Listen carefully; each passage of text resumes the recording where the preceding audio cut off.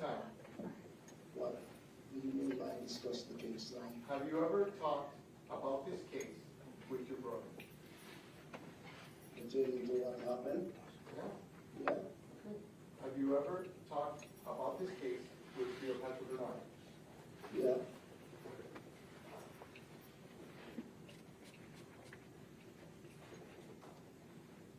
Now, I see that you came here with your attorney, Michael Enton. Is that correct? Yes, sir. Okay. Is Cleopatra Bernard paying for your attorney? I pay for my attorney, sir. You pay for your own attorney? Is that what you're saying? So, I have family member, I tell you that already. I have family member who have to still stand up for me, right? I have a father, I have a brother, I have multiple brothers here. I have cousin, I have other family members here. I have a wife here. So, my question, and I'm sorry, I'm going to repeat it again, I'm not trying to be duplicitous. My question was directly, is Cleopatra Bernard paying for your insurance attorney, Michael Enton? No, sir. Okay. Who is paying for your attorney, Michael Enton? Sir, I have family members that come together and help me to do my thing with what I earn to as well. So the same general answer as to who paid for your security is the same general anonymous answer that who paid for your attorney? I have family Objection, members Judge. of Argumentative. Sustained. Move along. So,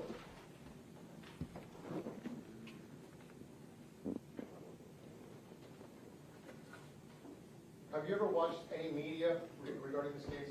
Anything in the media, anything in the news? So I don't really want to see it, so I don't, never. So, your explanation yesterday was that you are inside, you're in the passenger side, correct? Yes, sir. Okay.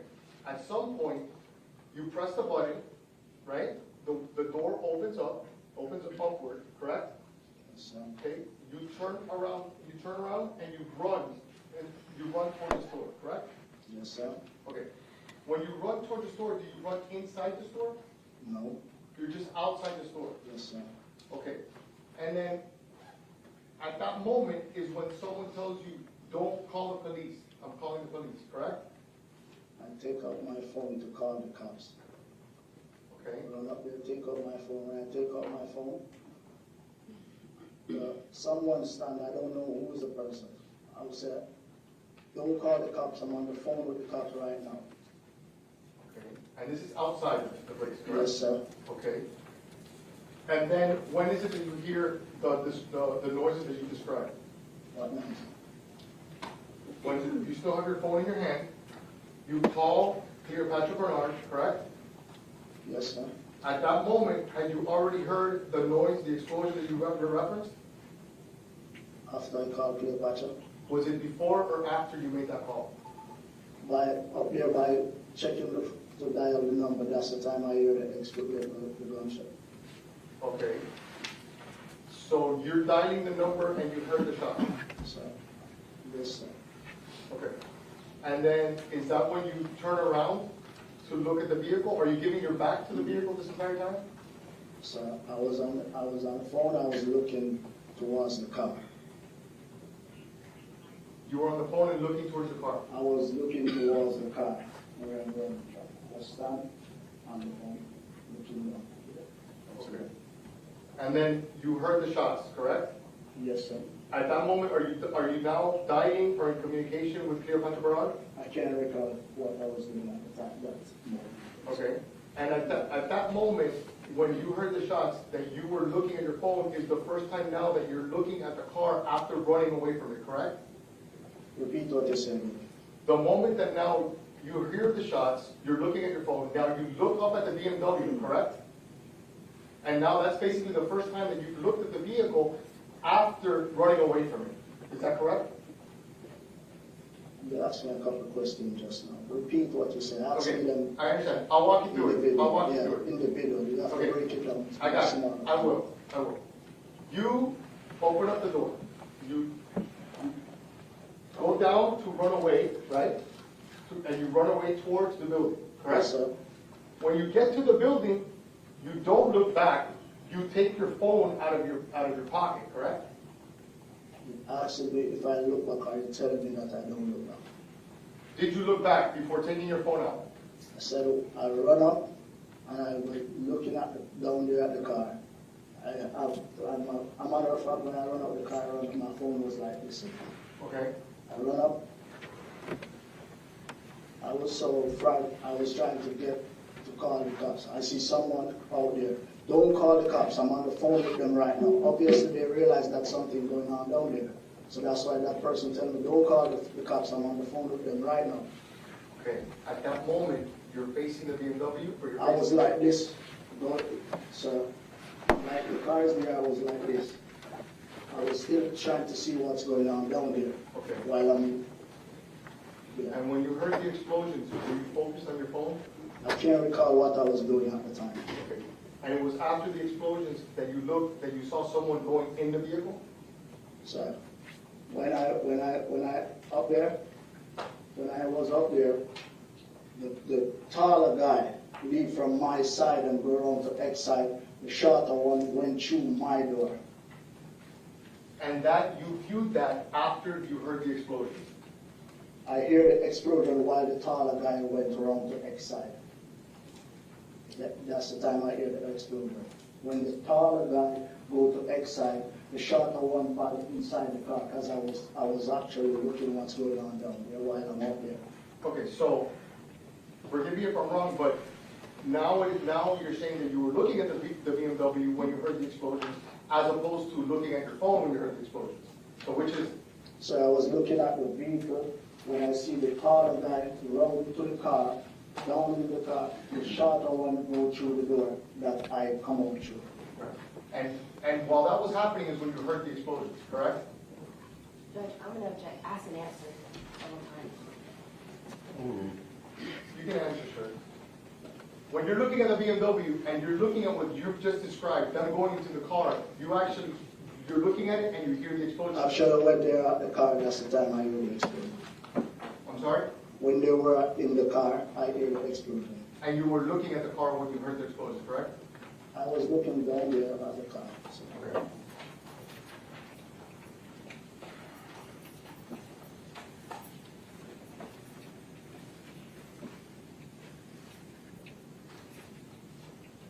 Now, when Cleopatra Bernard called you and told you to go to the bank, did she make any mention of the fact that her son was going to pick up $250,000? No, sir, I didn't know about nothing, sir. Did you know he was going to pick up cash at all? I don't know what I was going to do. Cleopatra called me. I didn't know what he was going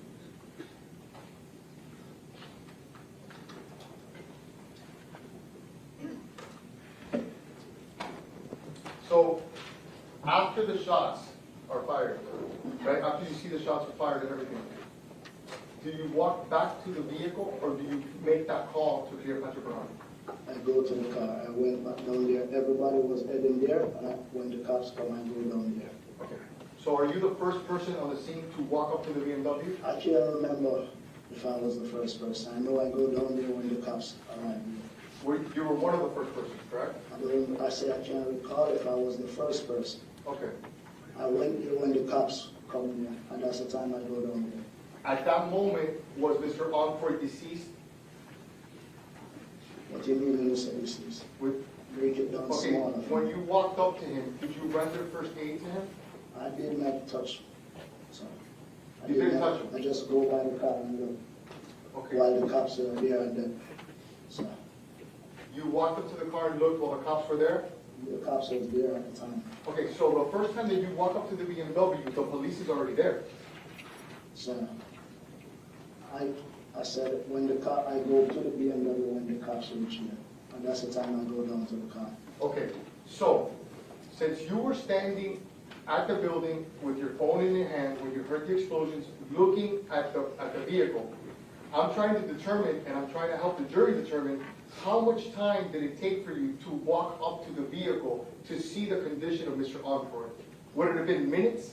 When the cops come there, I can't recall the time that I go down there when the cops come there. So Okay. So you would agree with me that a significant time passed from the time that you heard the shots, standing there with your phone, to the time that you walked up to the vehicle, correct? I don't know the time. I can't recall. I go there when the cops was there. And sir, the gentlemen that are in the back, the security personnel, do you know their names? Objection as to relevance, Your Honor. Sustained.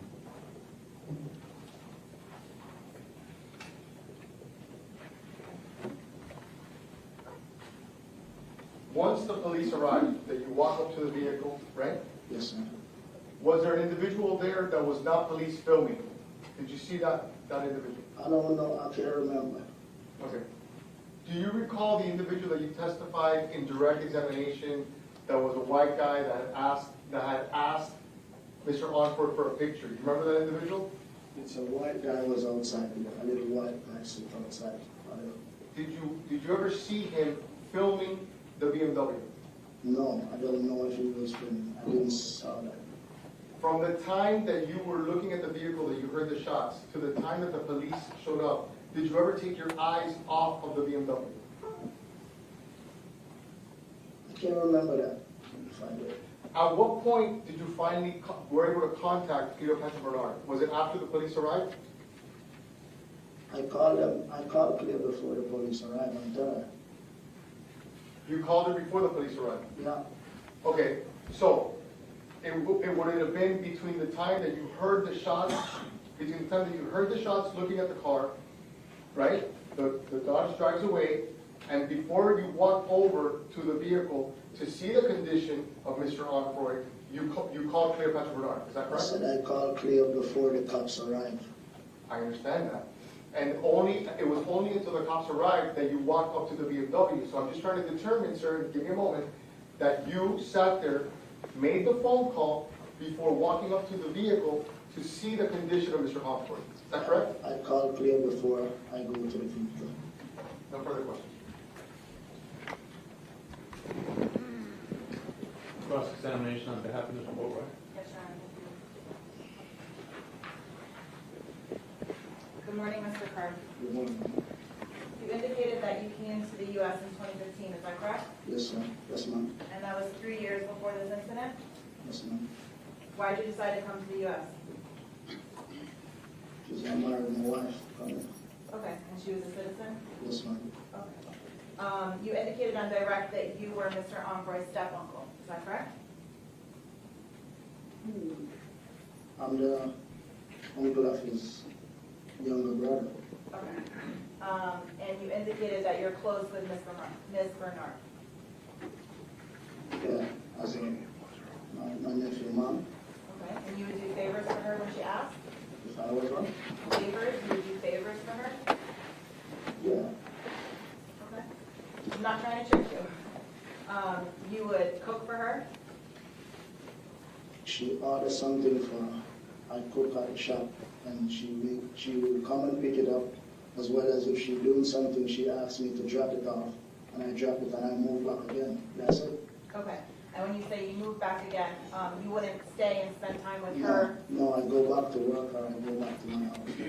So when Ms. Bernard would ask you to cook or run errands or do something for Mr. Onfroy, you would do it and then go back to work? I do errands for Mr. Onfroy more than I tell if they ask me to cook, if they order some food from the shop, I cook it and take it there if they are doing something and they can come and pick it up. So you would agree with me that you're closer to Ms. Bernard than you were to Mr. Onfroy?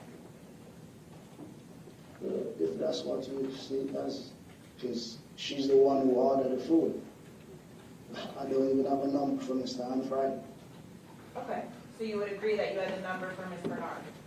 If I'm what? You had the phone number for Ms. Bernard?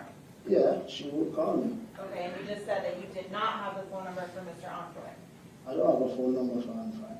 Okay. Did you ever hang out with Mr. Onfroy? No, ma'am. Okay. Did you ever hang out with Ms. Bernard? As if she come by with his son or something like that, that's it. Okay, so again, you would agree that you're closer with Ms. Bernard? Because she would bring the son around. Is that a yes? I would drop off the son to him or something. Okay, so would you agree that you were closer to Ms. Bernard than you were to Mr. Onfroy? Well, you can say that then. Yes? Yes or no? Yeah, you can say that. Okay, thank you. I wanna move to the date of the incident, June 18, 2018, okay? Yes, ma'am. You indicated that Ms. Bernard called you and asked you to accompany Mr. Envoy, correct? Yes, ma'am. And when she called you, you did not know where you were going. No, ma'am. And in fact, you didn't know where you were going until you got to the Bank of America. Actually, when I got there, I realized where I'm going by getting there. Because even when I go to the bank, I don't know where I was going. Okay, I just want to clarify what you said so I make sure I understand you, okay? Yes, ma'am. When you got to the bank, you still didn't know that you were going to Riva? No, ma'am. Okay. Well, when you got to the bank, you knew that you were at Bank of America. I knew I was right. What? When you arrived at the bank, you knew that you were at the bank, correct? Yes, ma'am. Okay. Did you know why you were at the bank? Actually, when Cleo take me to the bank, he told me, when he put it, he said, Jassa is here. This is where I'm going to meet him. Okay. And you indicated that you stayed outside of the bank, is that correct? I think I was outside the bank. Okay, so you're not sure if you went inside? I was outside the bank at one point. Okay, at one point. So did you ever go inside? And I can't remember if I did go inside. I know I was outside standing. Okay, and the bank was in Coconut Creek, correct? Yes, let's go back over there. I'm asking you. I don't, Mom, I come here like 3 years. I don't know the place like that time when I come here because I just go from work to home. Okay, so you're not I sure? already, yesterday I explained that to Okay. the Do you know where Mr. Envoy was residing at the time? What city? That's the thing, I didn't even know the city like that. I told you yesterday I don't know the city like that. I just come here 3 years. I just go from work to home. Did Mr. Envoy live in the same city that you lived in? Mom, I said, I did not know the place like that. I didn't know where he lived like that. I don't know the city like that that you're telling me about. Okay, so I'm you're- saying about. I didn't mean to cut you off. Go ahead. I said I didn't know the place like that at the time. Okay. So you're not sure if Mr. Envoy lived in Parkland like you did? That's Parkland over there. I'm asking you. I said I don't know how far. Okay. All right. Okay. Back home in Jamaica, let I tell you, back home in Jamaica, you had a place called Linstead here. The whole of Brow back to where they say Davies, Linstead. So that's why I came tell you that here I realized that you walk around there, but you go over the next street is a different city. So I'm just trying to get to know the place even now. Okay, let me ask you this way. How far was Mr. Envoy's house from the bank? In minutes. I didn't went to his house. Okay, how far was it from your house? I can't even tell you how far it was. Just Can you guesstimate? Was it 5 minutes, 10 minutes? my house is there now. Maybe like about 5 minutes away from where I live. Okay. And just to be clear, at the time you lived in Parkland, correct? Yes, ma'am. Okay, so the bank was about 5 minutes away from Parkland. Maybe that long, maybe more than 5 minutes away. Where I Okay. see right now. Okay. You indicated that when Mr. Envoy came out of the bank, he was the one driving his car, correct? Yes, ma'am. And you were in the passenger seat. Yes, ma'am. And you indicated that on the ride from the bank to Riva, which I know you did not know you were going to Riva, but on the way, you indicated that you and Mr. Envoy had no conversation. No, ma'am. No, I'm wrong, or no, you didn't? I did not have a conversation with him. How far, and I know you don't know cities, so I'm going to ask you in time, how far from the bank was Riva in time? Even now I can't tell you. Because there's so many roads, if I'm going there, I can't even tell you how far. Okay, was it more than 5 minutes? Yeah, I think that drive was more than 5 minutes. More than 10 minutes? Mom, I can't recall the time. Okay. Can you say if it was under 30 minutes? I can't tell, trust me. Okay. I could not. Would you agree that while you're in the car with Mr. Onfroy, that Mr. Onfroy received phone calls? Yes, you received a phone call. Okay.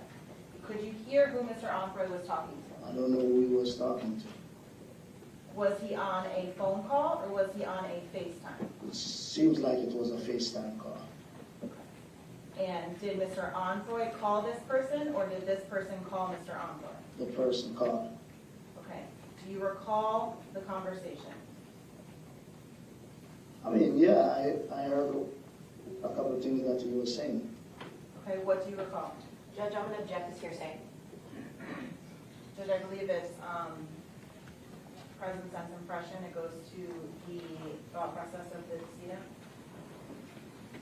Judge, I maintain my objection. I believe that that's a proper Objection exception. sustained, it's hearsay. Mr.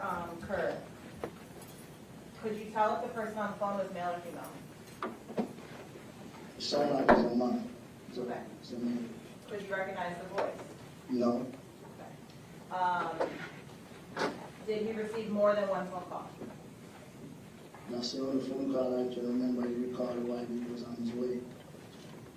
And how long would you say they were on the phone? They were on the phone for no time. Not a long time? No, Okay. So you get to Riva, correct? yes, ma'am. And this is the first time you know that you're going to Riva when you get there? Repeat what you said just now. When you arrive at Riva, is that when you realize that that's where you were going? Yes, ma'am. Okay. And when you get there, you go inside with Mr. Onfroy, correct? Yes, ma'am. Okay. And you're inside the store for some time, correct? Yes, ma'am. And when you leave the store, you stated on direct that there was a white male and a white female sitting on the ground. I can't remember the female, but I know the guy was a white guy. Okay. Had you seen this white guy before? First I saw him there. And when he asked Mr. Onfroy for a picture, how did that go? What was the interaction like? But at the time, Mr. Anfrey was walking. He said, X, get out of it. And he was like, no, bro, I'm cool. And move on. And when I look around, the guy was like, Okay. And I asked you about that because you emphasized that on direct. So did that interaction between Mr. Onfroy and the white guy, did that make you feel some type of way? Objection as to relevance for his feelings, his personal feelings. You can answer. repeat what you said just now. Did the interaction between this white male and Mr. Onfroy make you feel some type of way about the interaction? No, Okay, it didn't raise alarm to you? no. Did you think that he was a fan? Could be, I don't know. Okay. Maybe you just recognize who the person is and you want a picture. I don't know. All right. So after that, that's when you get into the car with Mr. Onfroy. So this, Yes, ma'am. all right. And at that point, when you're going to leave, that's when you indicate you reach the exit of Riva and the black SUV cuts you off. Repeat what you said just now. I don't get what you said just now. Okay. When you're going to leave Riva, a black SUV cuts you off at the exit. Honestly, I can't tell you the color. I don't remember the color of the vehicle. Okay. The car cut me off, yeah. We stopped to look before we go out, and then we just stopped, and then the two men jumped off. So forget the color, but you would agree at that point, that's when the SUV comes up.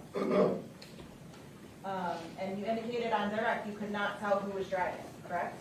No, You couldn't tell how many people were in the car? no, You couldn't tell if there were 2 people in the car? no, You couldn't tell if there were 3 people in the car? no, You couldn't tell if there were 4 people in the car? no, ma'am. You indicated that 2 individuals jumped out of the passenger side of the SUV, correct? Yes, ma'am. one in the one in the front seat passenger and one in the back seat passenger. I know they jump out the side, the two door on that side, they jump out from. Okay, but you would agree one from the front and one from the back? You could say that. I don't want to say that, I'm asking you. They jump from the two door on the side. Okay. And you indicated on direct that you could not see their faces, correct? No, Okay. You couldn't even tell if they were white, black, Asian? they were black. Yesterday you indicated that you couldn't know that. Now you can tell that they were black? And they were black. How do you know that?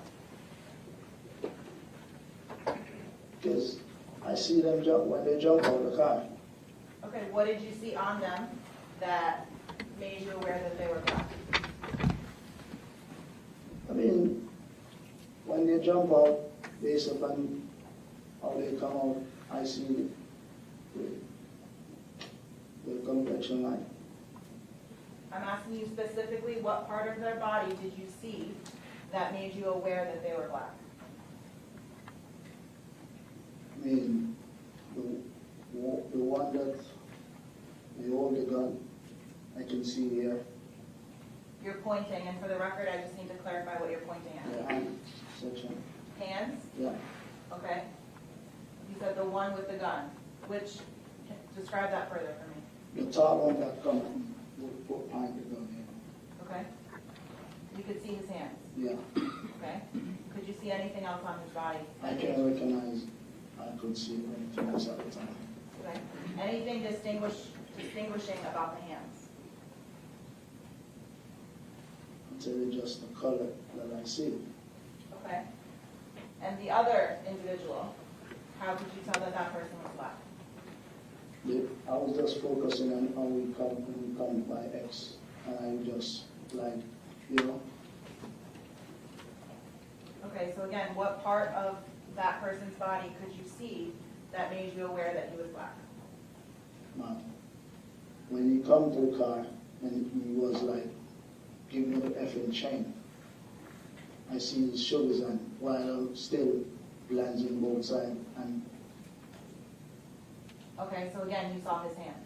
yeah, Okay, and you said specifically you saw his hands when he grabbed at the chain. he tried to give me the effing chain. Where's the chain? You indicated on direct that you could not tell if they were wearing masks. I don't remember. I don't sure if they were having in a mask or they was in pullover. I don't quite remember because after so long, there's a lot of things I still forget. I don't remember. When you say a pullover, I just want to be clear. Are you talking about a sweatshirt with a hood? Yeah. Okay. That's it. I don't really remember exactly how they dressed that. You understand? At the time, because just man, so long, there's a lot of things I still have to just start thinking about what I remember. Still. Would you agree that if they were wearing a hoodie with a I said I hood? can't remember if they were in a hoodie or a mask. Okay, let me just finish my question and then you can answer, okay? Would you agree if they were wearing a hoodie with a hood that their face would still be exposed? I don't know, man. Okay. So you're not sure if they were wearing a hoodie or if they were wearing a mask? Yes, ma'am, I don't know sure. You indicated that there was a struggle for the chain that Mr. Ombre was wearing, correct? I don't know if Hanfry did even have on a chain. I just heard him say, where's the effing chain? Give me the effing chain. I don't know.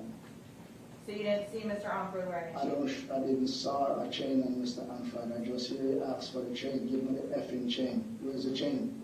Are you aware of the chain that Mr. Ombre would usually wear around his neck? I don't know. I never see Mr. Hanfry with a chain. I don't hang out with Mr. Hanfry.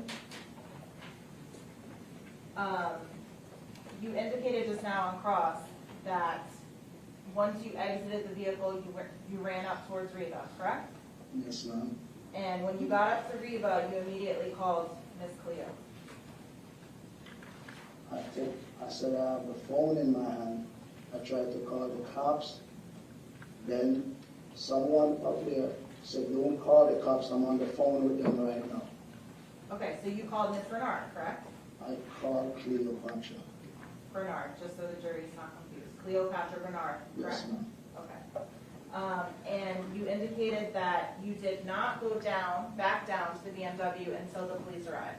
I go back when the police arrived. Okay. So at no point in time did you go down and check on Mr. Andre? No, ma'am.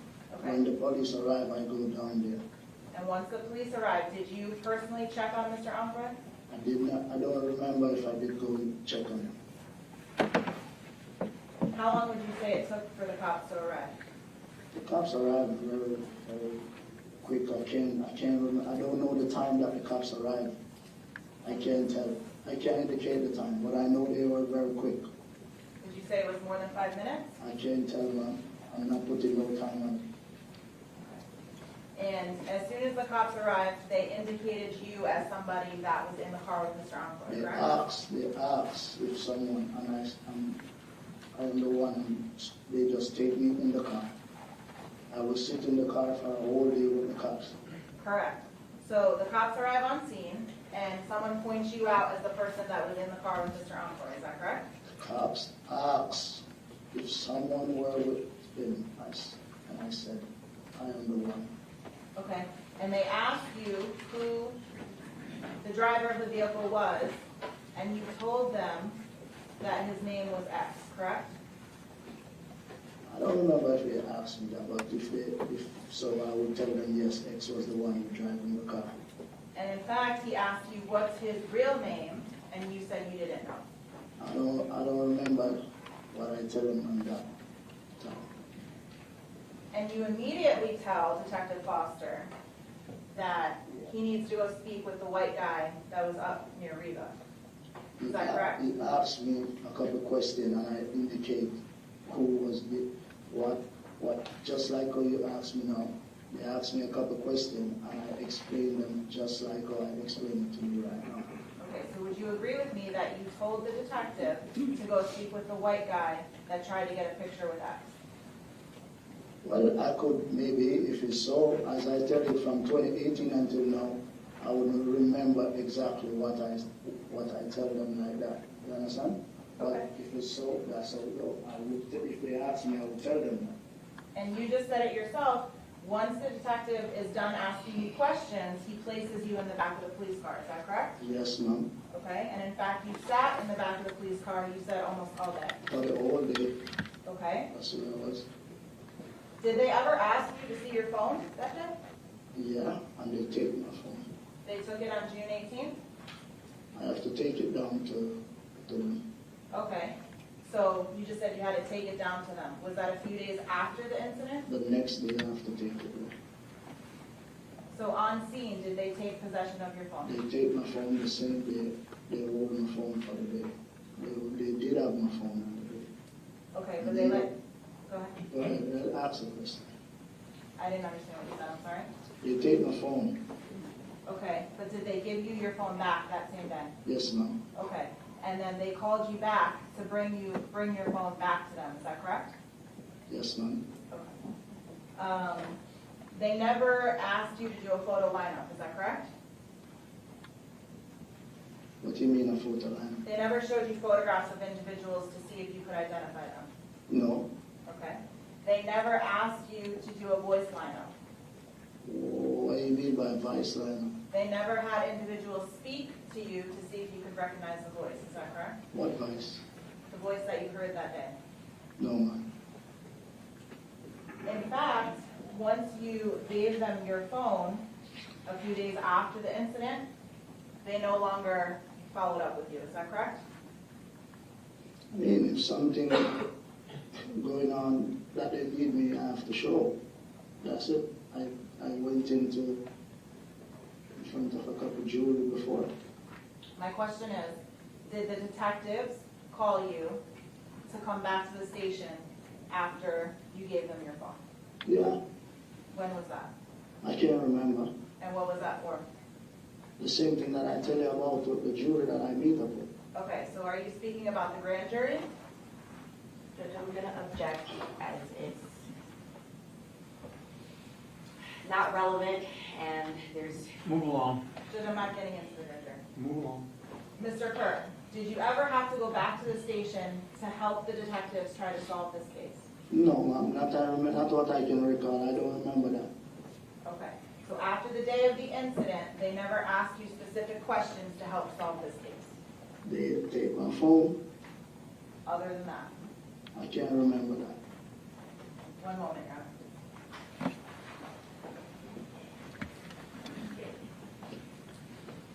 Nothing further, Judge. Permission, Judge? Yes, sir. Still no. Good morning, Mr. Carroll. Good morning. Mr. Carroll, I only have a few questions for you. You've been very clear in terms of how you could tell these were dark-skinned individuals you believe were black men, correct? You believe they were black men. Yes, sir. And we've isolated it that the way you were sure of that was you saw the hands of both individuals, correct? Yes, sir. You didn't see gloves, you saw skin, and that's what allowed you to tell us that you believe these were black men. I don't know. I don't know if they were having gloves. I told you I see the skin. You said you saw the hands. Yeah. Okay, so that would imply you saw, without a glove, you saw a hand, correct?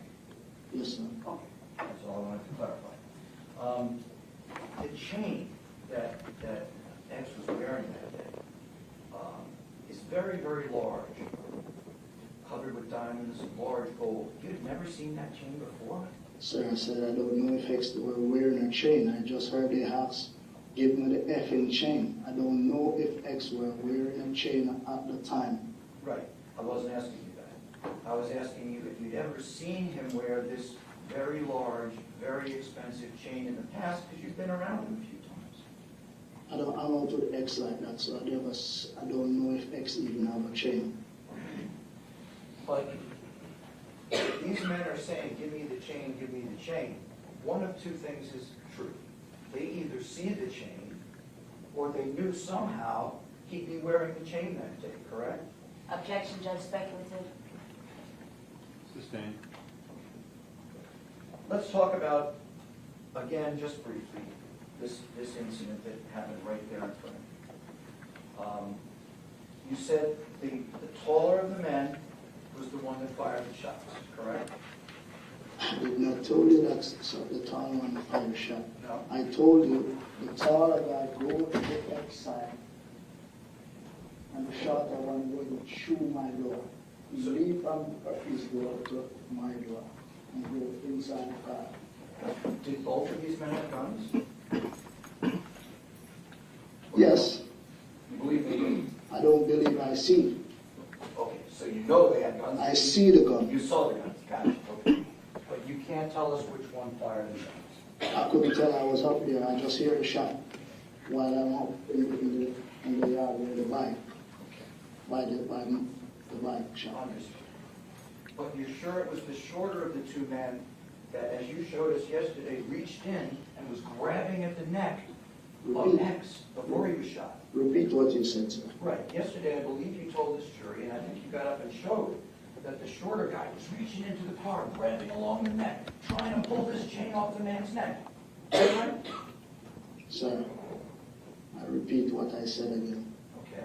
When the tall guy was like this, Yeah. don't come out the effing car. Right. The short one was by X door. Right. Where's the heffing chain? Give me the heffing chain. Okay.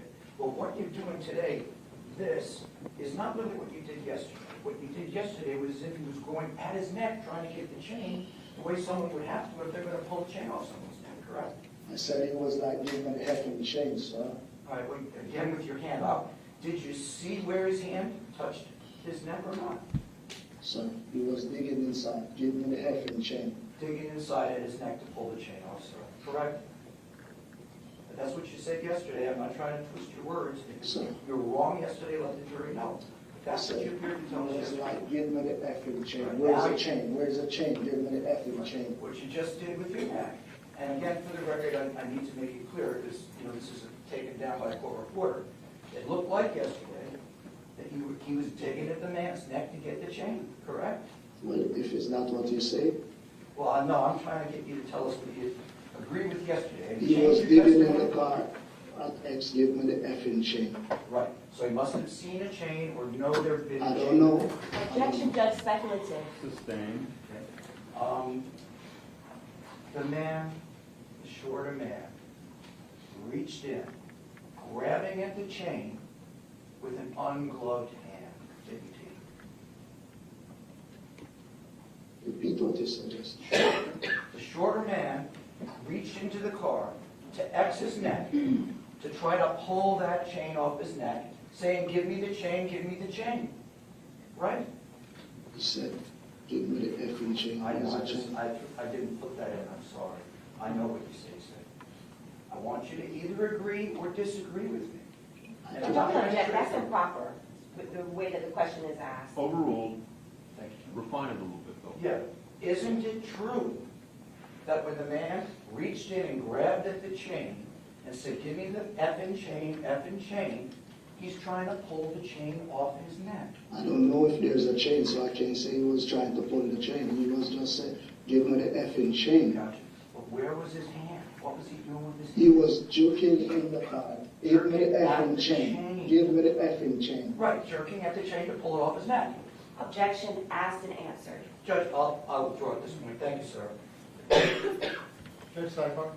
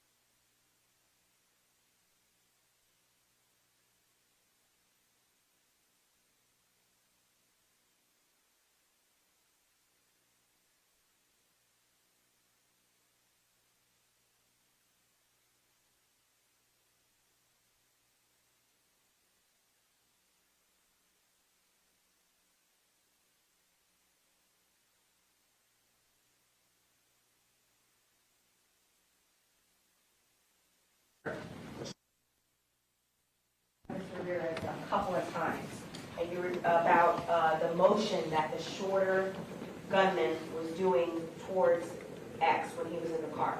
You were just asked about that, you recall? Yes? Repeat what you said. Remember just now the questions from the last attorney, Mr. Ramirez, was asking you about the motion that was being done by the shorter gunman. Do you recall that conversation just now? Yeah. Okay. And you continued to do a motion with, I believe it was your right hand, almost like you referred to it as like a jerking or jerking motion. Did the gunman have the gun in his hand? Is that what you're motioning? He had the gun in his hand. Okay. So all of the questions regarding if there was any grabbing at the chain, you don't know because the gun, the firearm that that shorter person had was in his hand in the victim's face, correct? With exception to leading us on the question. Overruled. I'm going to give a little leeway due to apparently. So as I say, the firearm that you're referring to, that the shorter gunman had, was being pointed in the victim's face as he was saying, "Give me the fucking chain," correct? Yes, ma'am. No further questions. Brief opportunity to cross on that issue. Mr. Kerr, now I'm confused. You didn't say anything yesterday about the man having a gun going like this at his neck to get the chain. What it appeared to everyone, I believe, was that he was digging for the chain with the hand that could pull the chain off. Argumentative and also Overruled. outside scope. Thank you. Overruled. You can answer, sir. Please explain that to me. I'm confused. He was jamming at him, so, Right, with which hand? with the gun, even the FM chain. Okay. So what's he doing with the other hand that doesn't have a gun? So I don't know, but I saw, I told you what I see just now. He was jamming, gave me the effing chain. After the prosecutor asked her question the way she did, now you're saying it wasn't the bare hand, it was the non-hand that he's digging with? Objection, argumentative, asked and answered. Sustained. The phrase digging. Digging with a gun, or digging with a hand? Objection, asked and answered, Judge. Overruled. You can ask. He was digging with, give me the effing chain. Right, with a gun? Yes, sir. Okay. Further.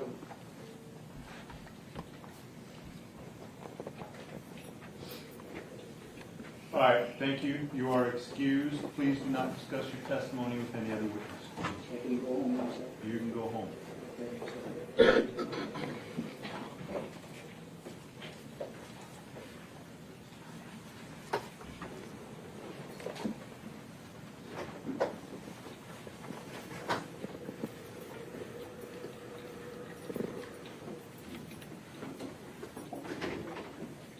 We're going to do a quick sidebar regarding Sam.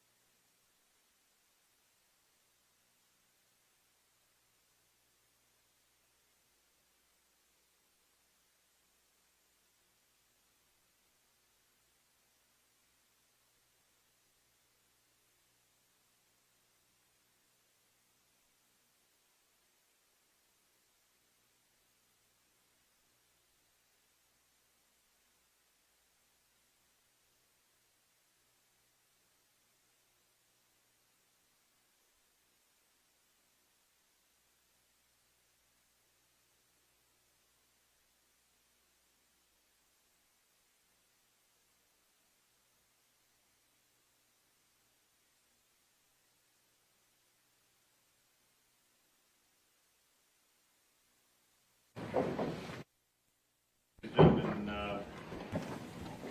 this appears to be an opportune time for us to take lunch. I was mentioning to them that, see, I've now got you on the schedule, and you think lunch is at 2 to 3 o'clock in the afternoon, but we'll, today will be a little more like the rest of the world. And we'll take our lunch, it's now a couple minutes before noon. Hour 15 work for you? Okay, so be back at 1:15 in the reception area. As of each time we break, do not form any definite fixed opinions from the case. So you hear all the evidence, arguments, counsel, instructions from along by me until that time. Not discuss case even among yourselves. During the course of the trial, I take regular recesses during which you will separate and go about your personal affairs. During these recesses, you should not discuss the case with anyone or permit anyone to say anything to you or in your presence. Anyone who attempts to tell me on jury, ask him to stop, leave him at once, report the matter to my deputies, seek counsel, witnesses, defendants, anyone else associated with the case in the hallway. They will ignore you. They are not being rude. They are following the court's orders. Have a great lunch. 1:15.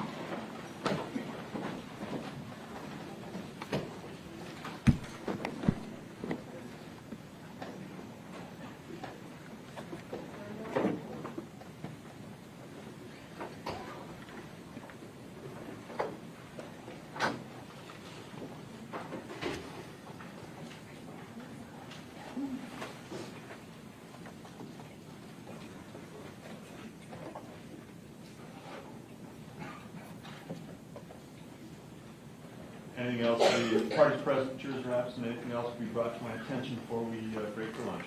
Nothing from the state, Your Honor. Have your lunch. Be back about 5 minutes before.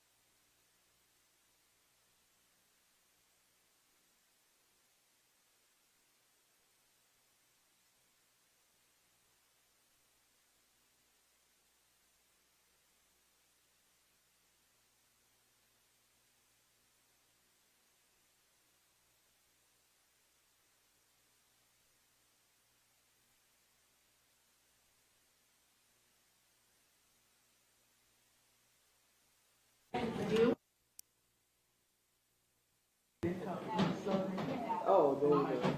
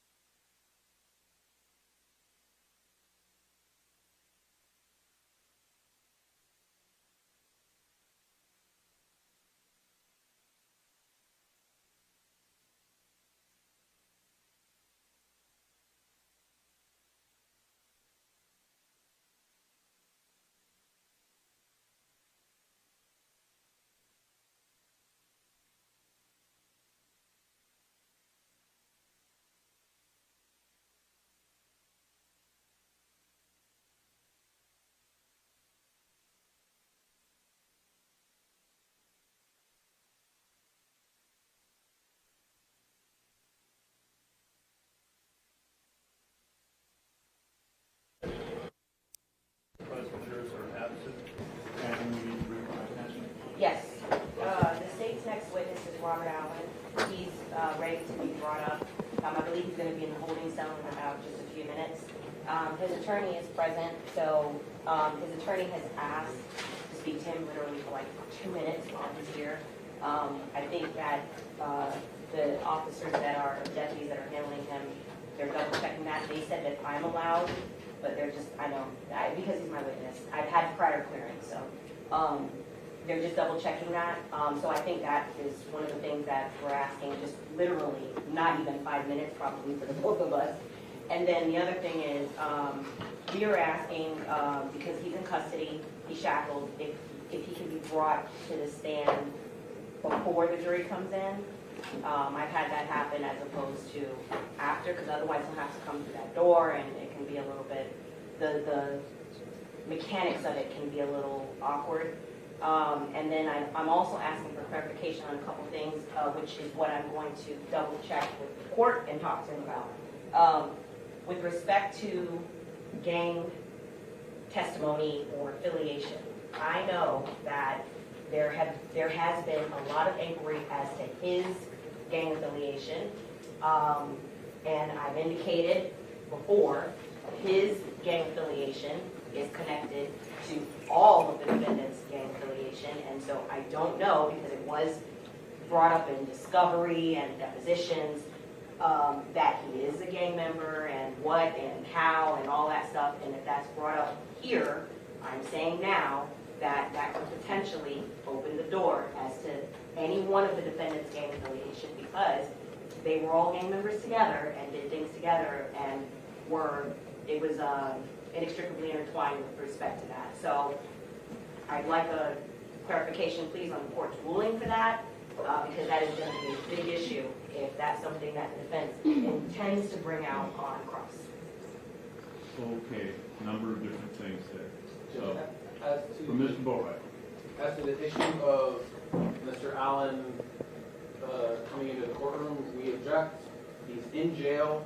It's relevant that he's in jail. He has an extraordinary amount at stake in his testimony. We think the jury should be able to see that for what it's worth, and he should not be given any special privileges or treatment either by the state or by this court with regards to how he is handled as a witness.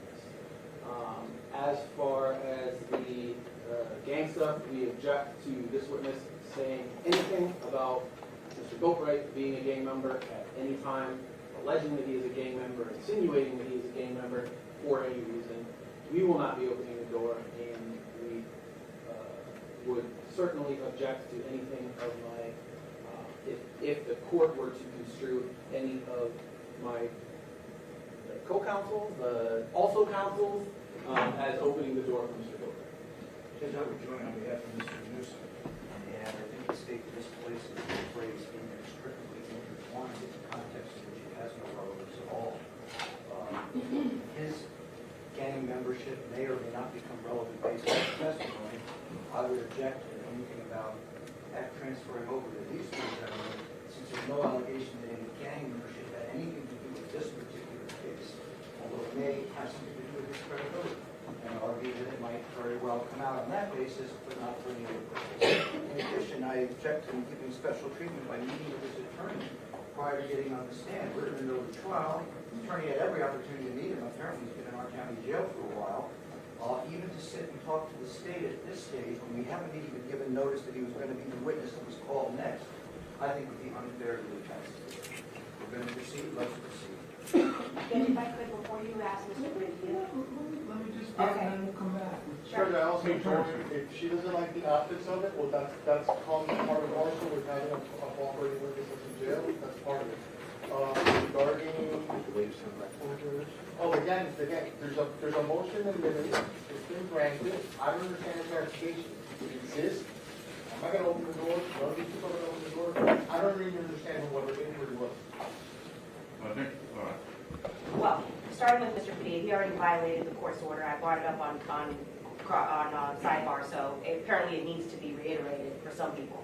But as for the optics of it, I actually didn't say optics. It's regarding how it's done, because he has separate deputies that are handling him. He hasn't taken a stand yet. Any witness, including a witness that has current charges pending because he hasn't been sentenced, is entitled and allowed to speak to his attorney at any moment, including during the time that he's testifying. The specifics that Mr. Ramirez is talking about, saying it doesn't inure to any of them, it actually goes to his client most, actually, because there's comments that were made between his client and this particular co-defendant related to gang activity of Mr. Ramirez's client as part of the reason why this homicide was committed. So, if he wants to open that door, I'm trying to be fair and say this is an area of inquiry that I'm not touching, but if Mr. Ramirez wants to go there, then I will be asking to open the door. All right. A couple of things. First of all, with respect to the ability of the witness to speak with the state and his attorney prior to testifying, there's nothing that prohibits that. The fact that not only has he been in custody, but apparently not directly at the Broward County Jail for whatever reasons, has made the access somewhat limited, and I don't have any difficulty with that. Once he has taken his oath and starts testifying, he would not have access to the state attorney, or the state attorney would not have access to him independently. But at this point, we haven't gotten there, and I don't mind allowing that, and particularly, hopefully, that both his counsel and the state will remind him of whatever motions in limine have been granted and make sure that he doesn't stray into impermissible areas. So I will allow that. With respect to coming through the door, I mean, I'll say this, whether he walks there or he's, standing there, I don't know what he's wearing, but He's wearing the jail uniform. I'm guessing it's going to be quite obvious where he comes from and that sort of thing. He's shackled and handcuffed, Your Honor. So. But I've had many individuals in that situation testify here. Usually they walk to the stand like anybody else. So I don't have a problem with them walking to the stand like anybody else. With respect to the gang issues, if Mr. Boatwright's counsel does not question or cross-examine him on that, he should not mention anything about Mr. Boatwright. Same thing for Mr. Wilson, same thing for Mr. Williams. If they don't bring it up, he should not bring it up. If one of them feels that it's important enough to stray into that area, I think there's a very real and probable consequence for him to say, yeah, we were members together, or I just perceive that coming out. I think it would be hard to stop that. However, he should be advised that if he's asked, and it should come up that way, or your questions that come up are going to be limited to the attorney that opens that door and not to defendants who are represented by counsel who do not open that door. Okay, Your Honor.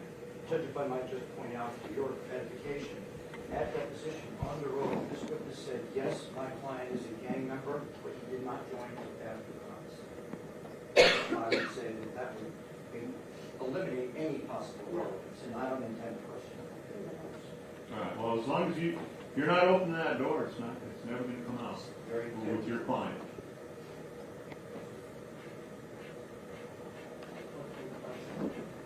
I mean, I don't know if you want to tip your hand at this point, but if you're telling us you don't intend to go there at all, okay, then it shouldn't come up at all. And so I will advise the witness just the way that Your Honor said, and I guess we'll see what happens. that anything about that shouldn't come up unless it's a direct question, and only a direct response with respect to that individual. I have no idea. In any event, is he on the other side of the door? I was told, Your Honor. All right. Yes. State, if you wish to speak with him, I'll let you do it first. I'll let him Yes. talk to his counsel last. And Yes. have it, so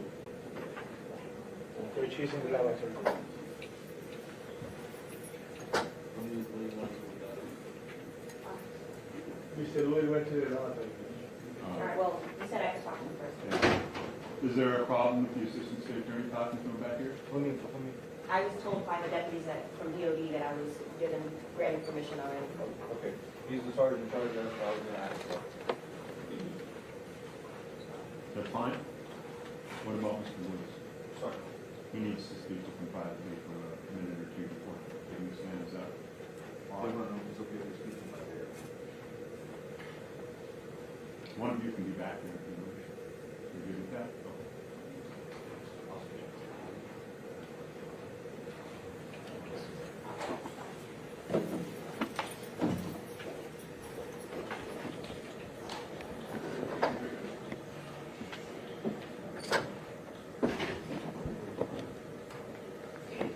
We'll be off the record until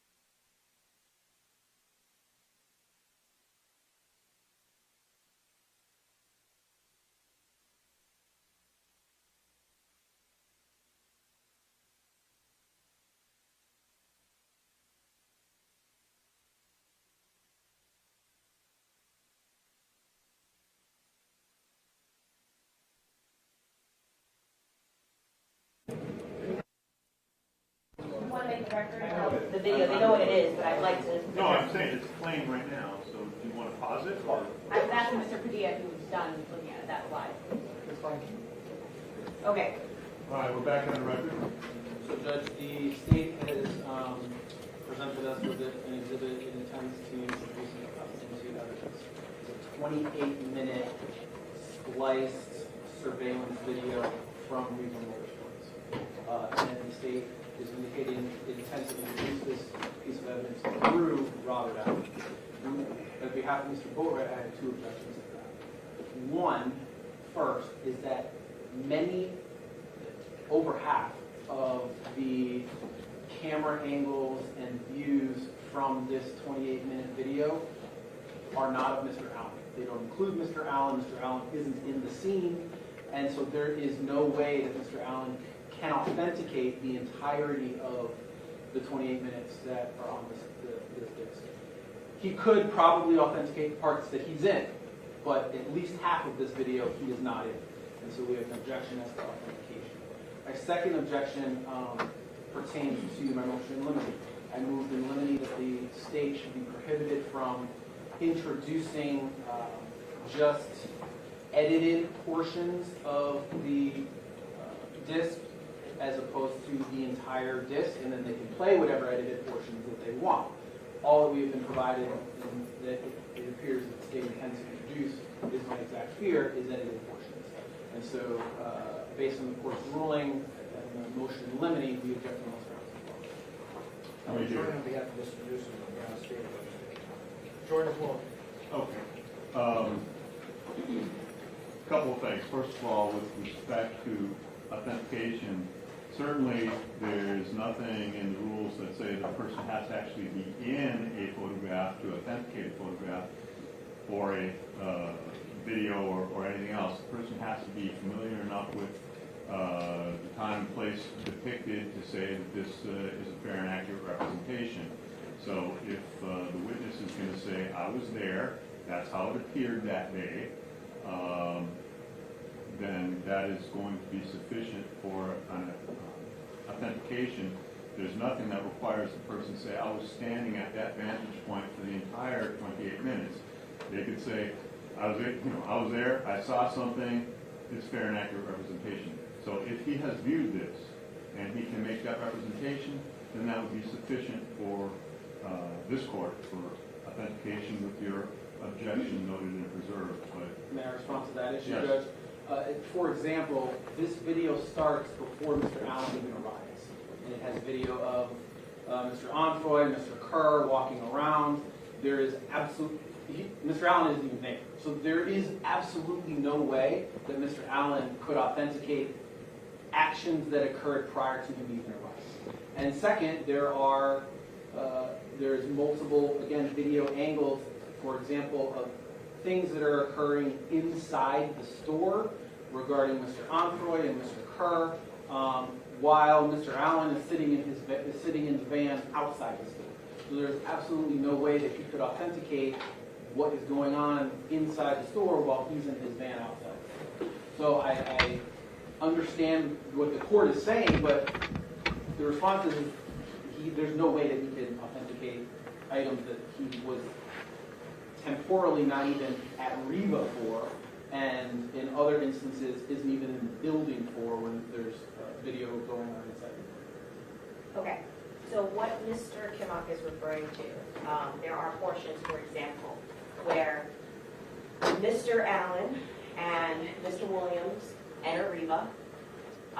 They then cross paths with the victim and Mr. Kerr. They go to another portion of the store, and then at some point they leave or exit before or after the victim. What Mr. Kimmock is saying would mean that the state would have to take frame by frame and say, okay, now that you've left the building, can you authenticate the part where the victim is still there? We believe, under the rules of evidence, that this particular witness can properly authenticate and say that, for example, the parking lot, when he saw the victim, when he passed literally feet from him, closer to him, almost as close to him as I am to Mr. Kimmock, when he was in the building that day, and everything that he saw that day is a fair and accurate represent what he recalls, and he can say yes. So I think that satisfies his authentication and foundation to be able to say that, whether or not it's from one camera angle or next. Okay, so again, here's the court's ruling on this. Assuming that he indicates that he has viewed this before and that to him it appears to be a fair and accurate representation of what he saw that day, I will, over your objection, which is noted and preserved, be admitting it. So you do not have to, again, make this objection when it's offered. I'm going to just say any objection, you can say subject to or whatever, preserving, but I'm just letting you know now what my ruling is on that.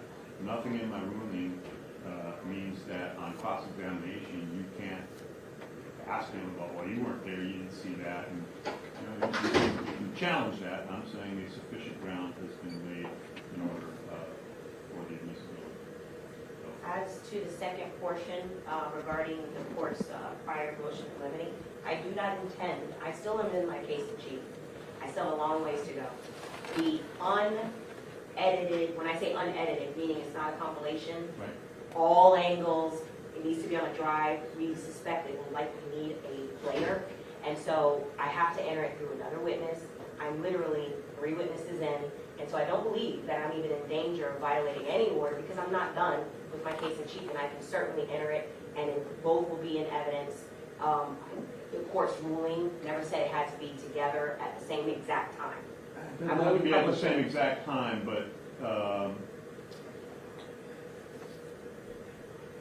is there going to be an objection from the defense to the entire, I mean, you've probably had a chance to talk to whoever the custodian is. Do you have a real objection to the authenticity of the entire? No. Okay. At least on behalf of Mr. Broker. No, on behalf of Mr. Wade. No, you don't. So why don't we go ahead and admit it now? I don't, it's a drive, Judge, and so I don't have the drive with me because it requires a player. I can admit it tomorrow at earliest as an officer of the court. I have it, will admit it as is, unredacted, they can see it. That's what my representation was to Mr. Kimmock, who said he wanted to object based on his reasonings. So. Well, I don't necessarily need the player. I just, where's the exhibit? At BSL. I don't have it right now, Judge. I don't have it to be able to enter it at this very moment. If they don't have an objection, I'm asking the court then, I mean, I'm not saying it sarcastically, but is there harm now versus in the morning where likely this witness will still be It on would the be stand? nicer if I had it here, I could put a sticker on it and all that sort of thing, but again, my ruling is that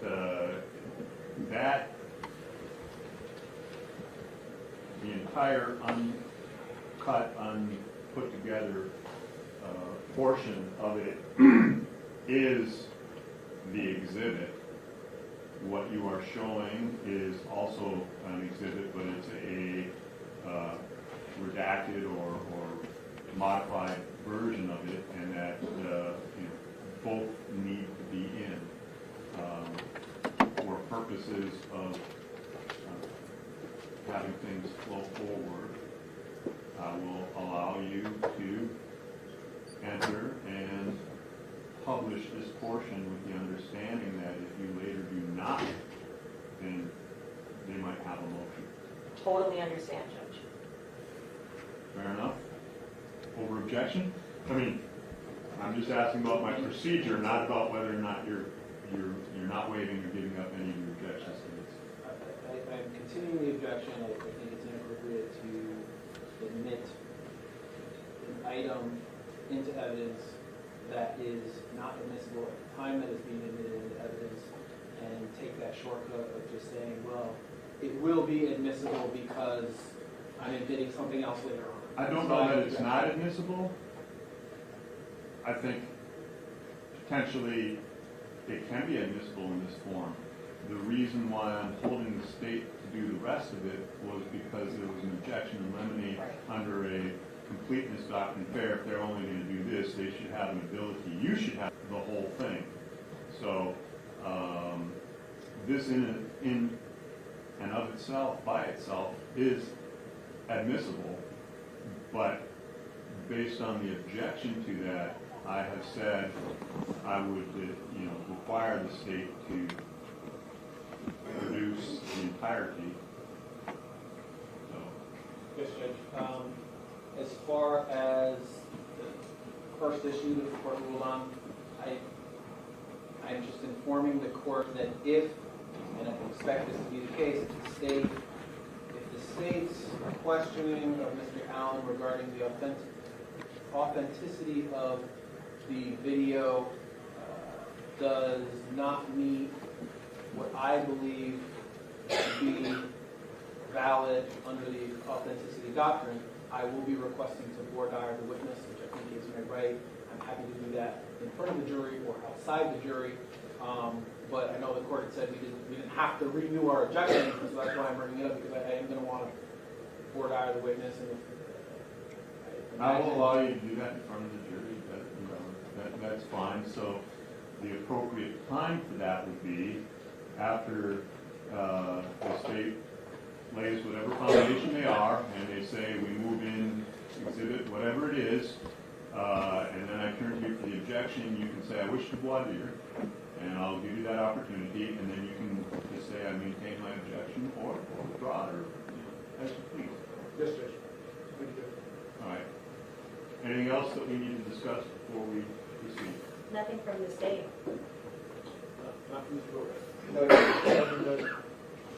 Very well, thank you. Bring them on.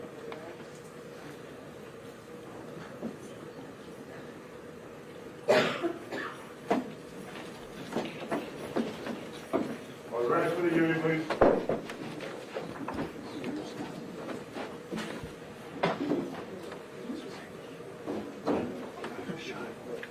Cut your hair.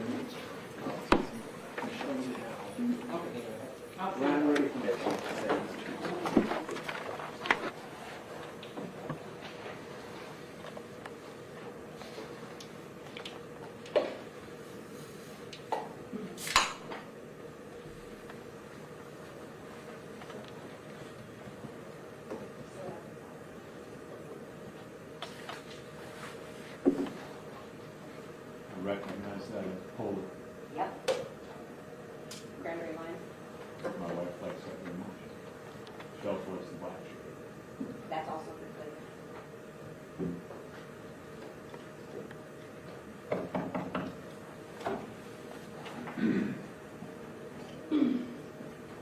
Further entering.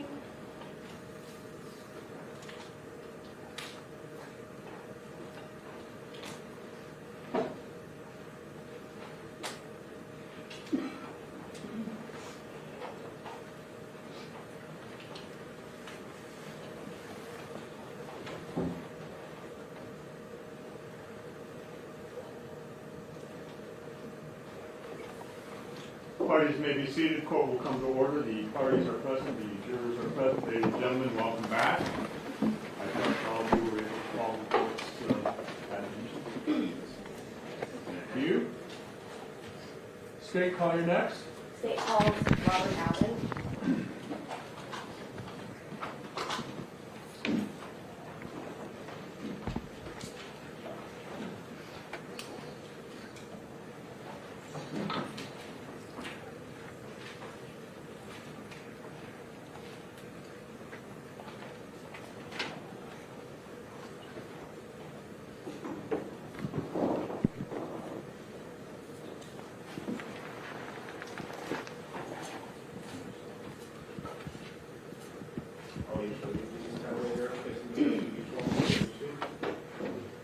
Raise your right hand and be sworn.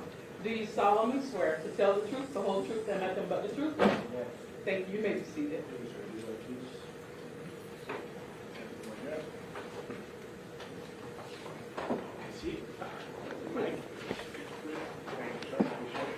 Please state your full name and spell your first and last name for the record.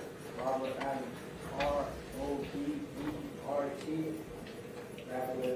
A-L-L-E-N. You may inquire. Thank you. Mr. Allen, nice and loud. That bar that's in front of you is a microphone, so just please make sure you project your voice so all of us can hear you back there, okay? All right. So good afternoon, Mr. Allen. start out with what's the obvious. You have on a uniform, correct? Yes. Where are you in custody? In Broward? No. You're currently in custody right now in Broward County, correct? Yes. Okay. And I want to talk about what you're in custody for. You've been indicted on first-degree murder, correct? Yes. And for a second count of armed robbery, correct? Yes. That was for the case that is against the victim, Jose Envoy. Yes. I'm sorry, Judge.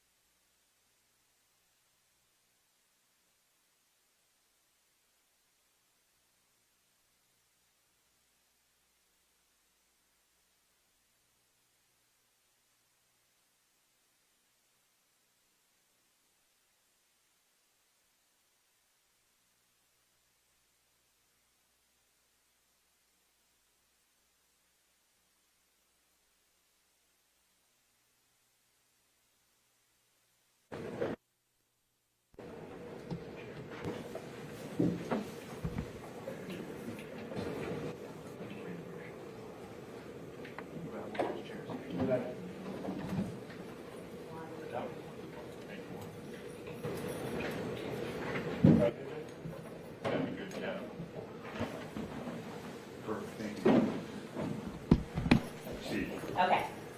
This is where we left off. You're currently in custody, correct? Yes.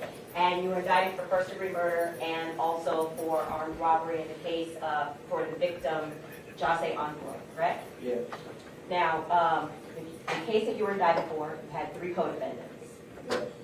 Who are the 3 co-defendants that you were indicted with? Michael Goldberg, Trayvon Newsom, and Deidre Green. Okay, we'll get into the details about that in just a moment. You're not on trial today, obviously. You're here as a state's witness, correct? Yes.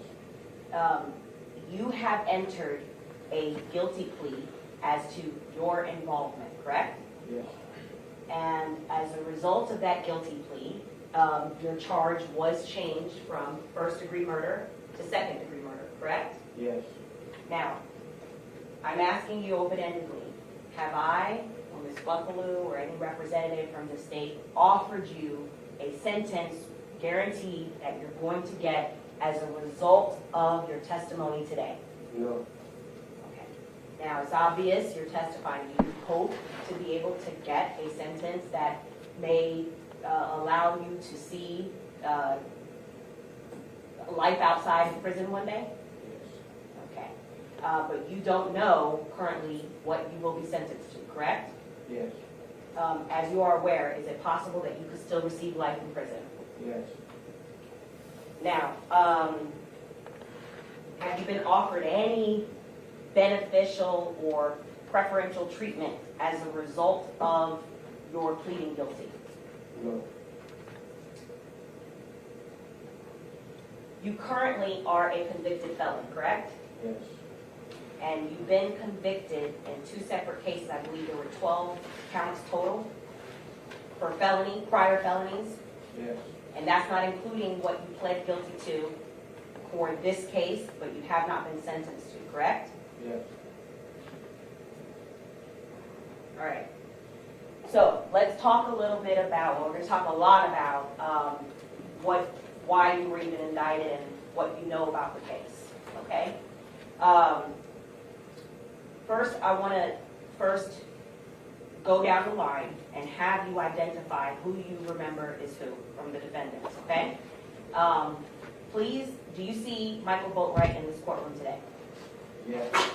Okay, identify him by an article of clothing and where is he seated?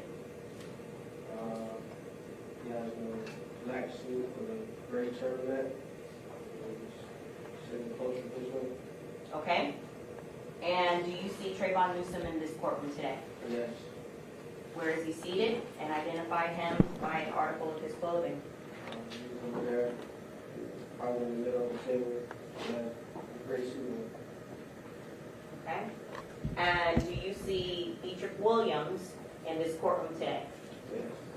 Identify him and where is he seated in this courtroom? And by, you can identify him please by an article of his clothing. He has a black suit. Far end of the table. All right, well, there's two people that have on a black suit. So give me a little bit more description as to the person that you're referring to as Williams. I'm down gray tie. Okay, what race is he? Black. All right. Your Honor, please let the record identify, or please let the record reflect an in-court identification by this witness of Michael Boatwright. So noted. Please let the record reflect an in-court identification of this witness of Trayvon Newsom. So noted. Please let the record reflect an in-court identification of this witness of Dietrich Williams. So noted. Okay.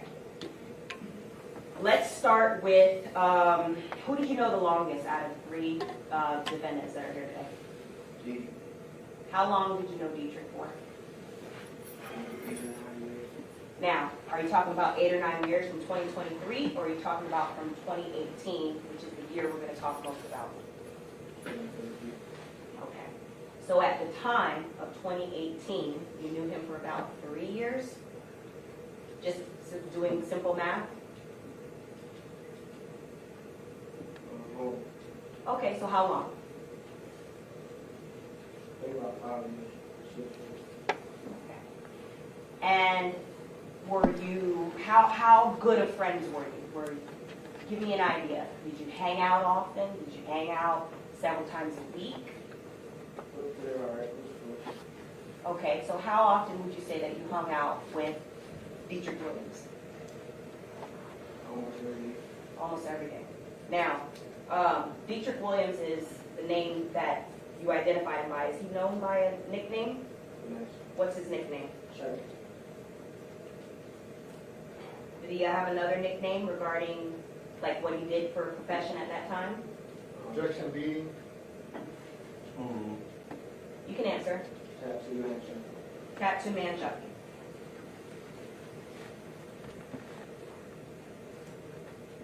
Do you know why he was called that? That's that hearsay, and speculation. Oh. Because he does tattoos. Okay, so we're talking about Dietrich Williams, and you said because he does tattoos, he was called Tattoo Man Chucky? Yes. Now, how well did you know Trayvon Newsom?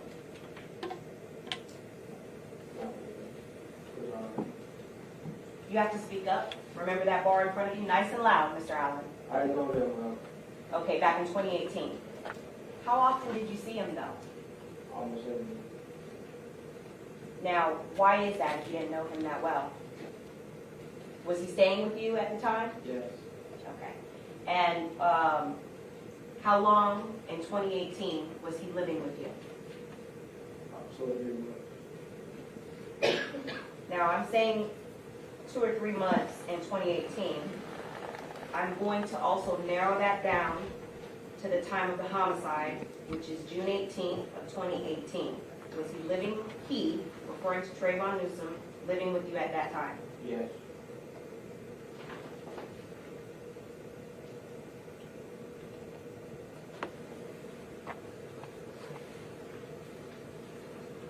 Okay, and by living, I'm asking you, he didn't have another residence, he was at your residence every day, slept there every day? Yes. Okay. Now,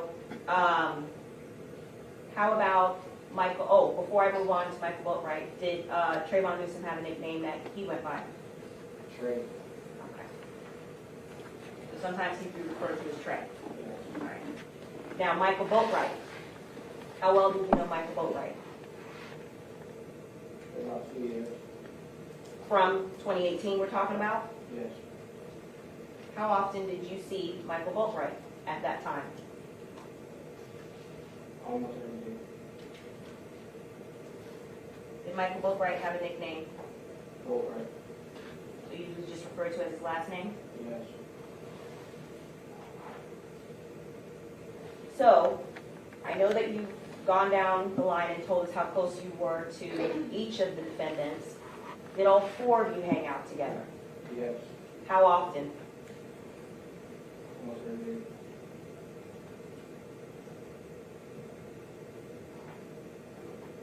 And how long was this type of, I guess, friendship between the four of you where you hung out every day? 2 or 3 months. And this was during the time of the homicide of June 2018? Yes.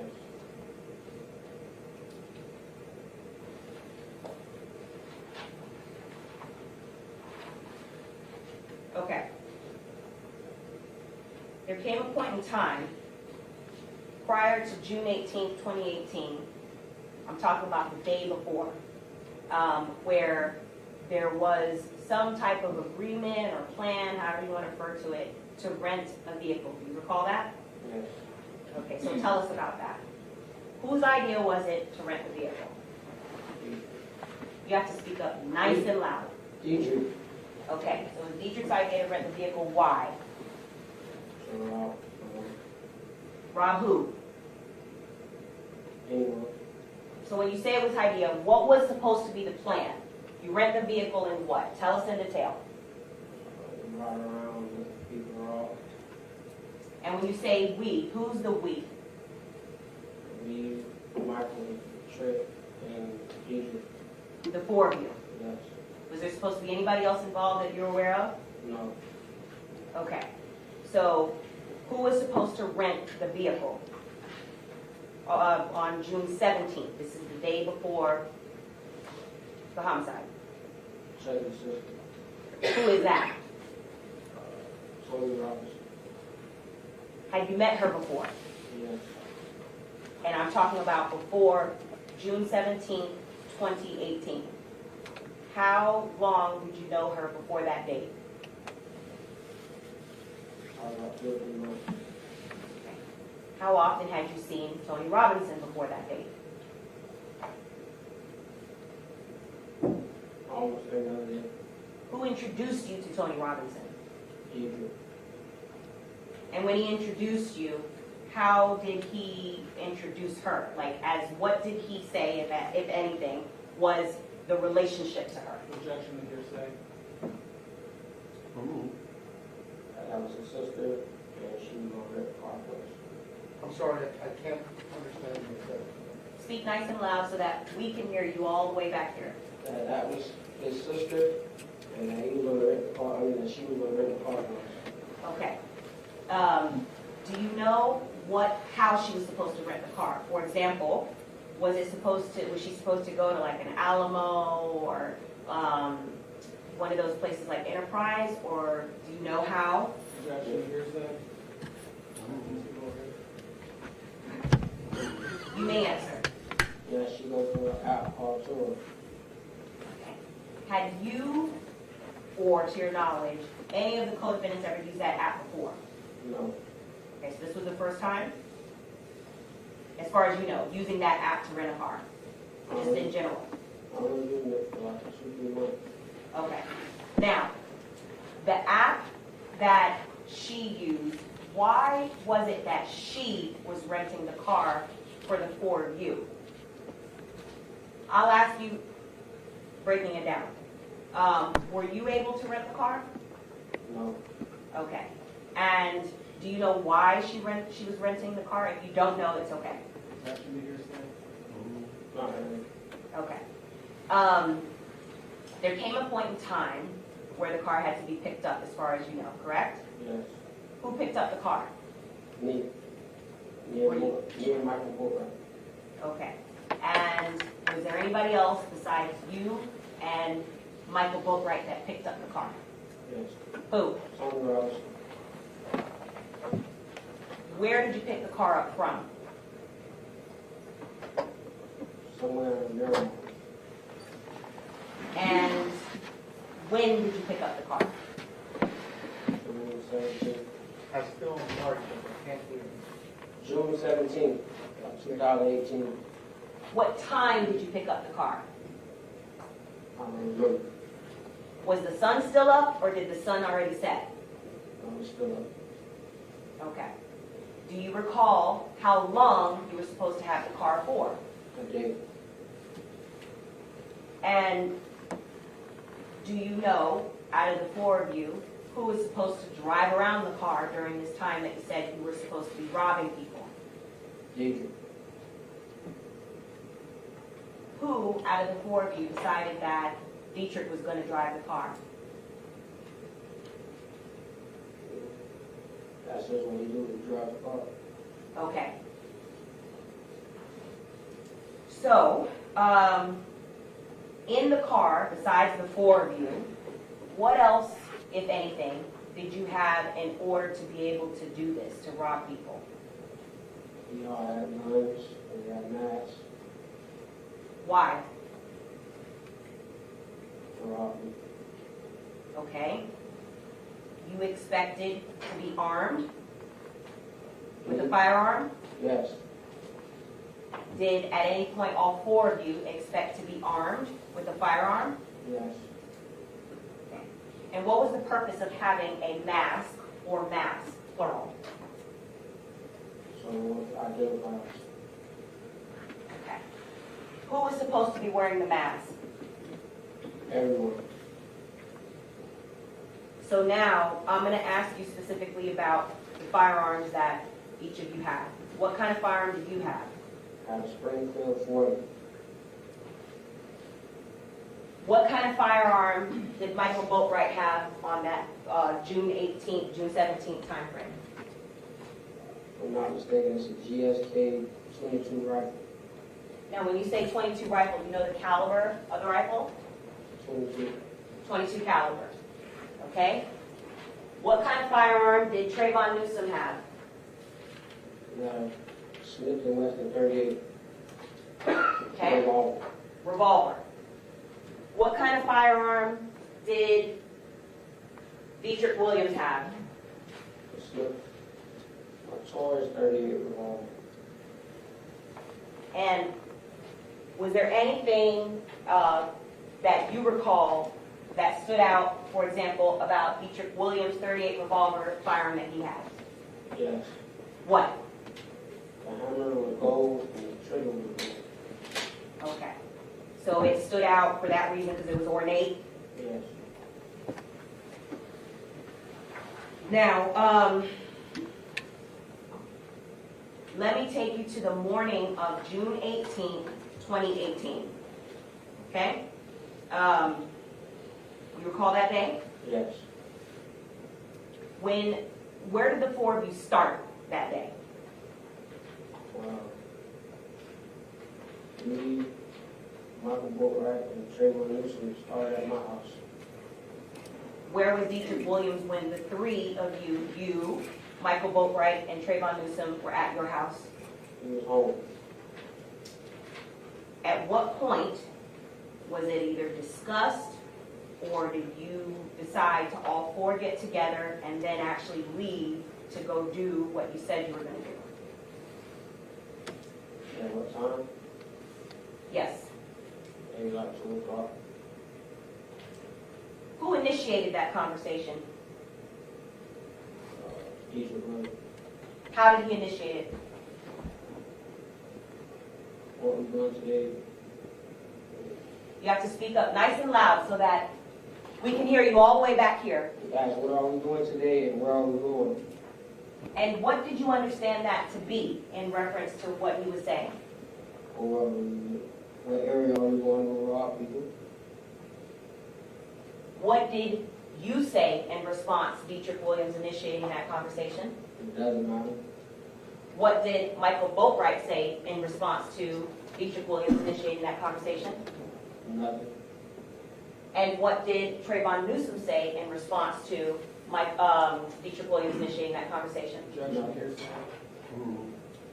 You can answer. Nothing. Okay. At some point, was this in person? Yes. So when all four of you were together and you said it doesn't matter, how did you decide where you were going to go? We hadn't decided that. So at what point did you actually leave the four of you in that car? Chucky realized he didn't have any mask. Okay, so when you're saying Chucky, you're referring to also, you refer to him as Chucky sometimes, or Dietrich? Yes. Okay. And when you say he didn't have any mask, what do you need the mask for? To rob me. What kind of car was it that was rented through the Turo app by Tony Robinson? With the Dodge Journey. So after Dietrich Williams realizes that he doesn't have a mask to rob people, what did you guys decide to do? To go buy one. Where? Even more sport. Who drove to Reba Motorsports? Adrian. Okay, so Dietrich's driving in the front driver's seat. Who's in the front passenger seat? Michael Bowman. Who is in the back passenger seat? Trayvon Newsom. And where were you seated? Behind Adrian Williams. When you're in the car on the way to Reba Motorsports, the firearms that you just detailed that everybody was in possession of, where were those firearms? In the car. Okay? When you say in the car, were they in the back or did everybody have their own respective firearms? Everybody had their own respective firearms. What time did you get to Reba Motorsports? I'm not sure. It's like 3 something. Okay. When you get there, what, if anything, do you realize from the parking lot, or do any of you realize from the parking lot? Adrian notices the victim. How? He sees him walking in the store. So what does Dietrich Williams say when he notices the victim from the parking lot? Hey, that's XXX. Did the three, you included, look up and see who he was referring to? Yes, he was already in the store. Okay, so I'll ask you one by one. What did you say in response to Dietrich Williams pointing out that XXX was walking into Reba Motorsports? Nothing. What did Michael Boatwright say in response to Dietrich Williams pointing out that XXX was walking into Reba Motorsports? Nothing. And what did Trayvon Newsom say in response to Dietrich Williams pointing out that XXX was walking into Reba Motorsports? Nothing. So what did Dietrich Williams say next? When we pulled up next to the car, What car? BMW, X car. How do you know that it was X's car? Adrian pulled it up with his phone. Okay. So Dietrich Williams was driving and intentionally pulled up next to XXX's car? Yes. And what does he do next with whatever it is that he pulled up on his phone? He showed that it's the same car. Where was he looking? What images were you looking at? If you said he showed us, from what? Instagram. Okay, do you know whose Instagram account it was? No. Do you recall what the Instagram photograph or what the image looked like? No. Okay. And what was the purpose of Dietrich Williams pointing out the car from Instagram? It was more than robbery. So at some point, he confirms that that's the car, and then what's said next?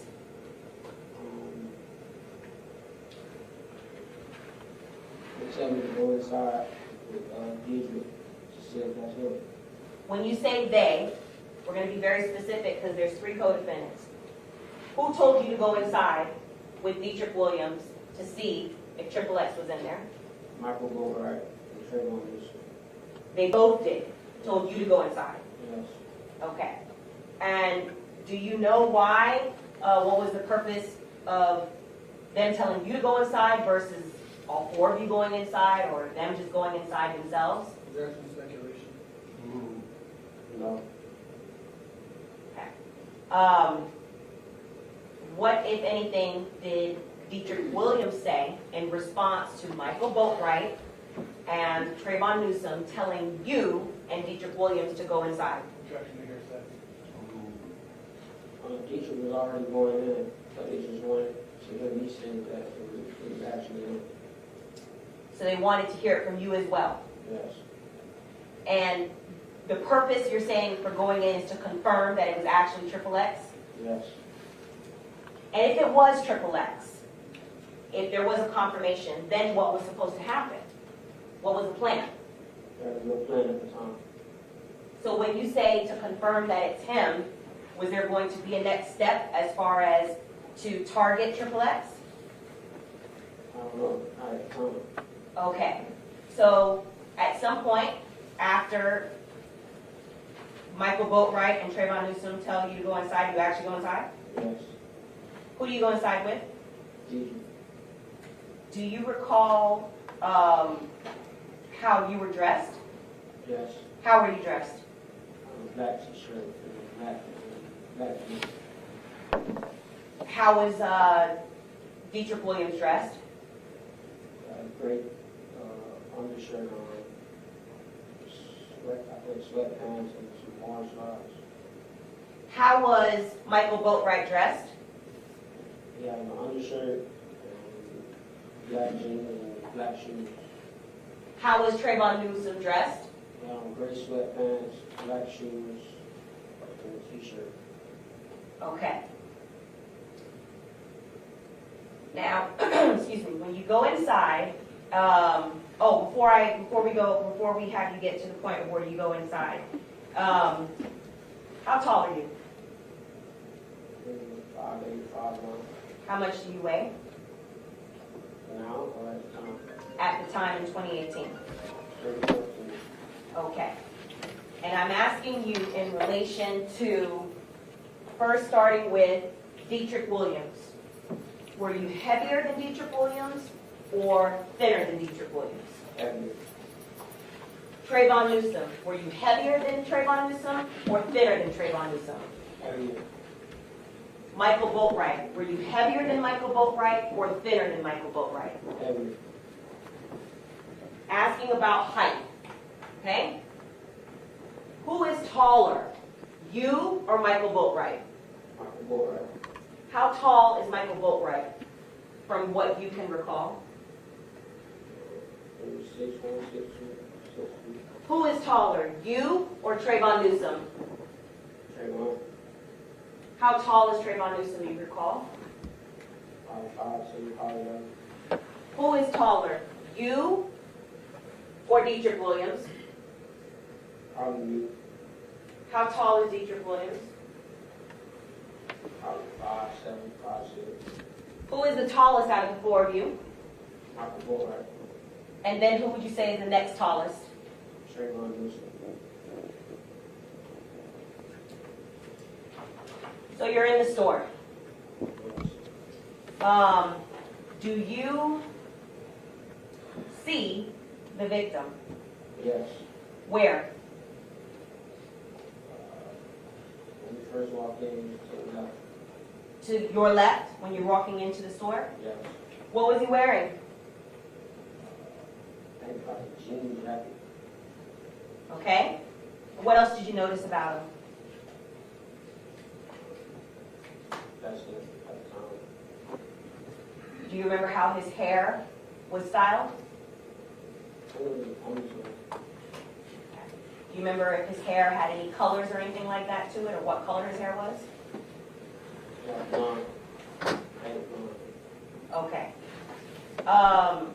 Do you remember if he had on any jewelry? Not at the time. Not at the time. Did there come a point in time where you realized he had jewelry?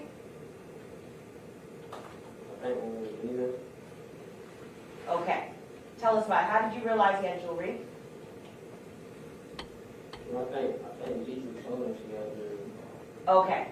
At what point did Dietrich tell you that the victim had jewelry? When we were leaving out the store.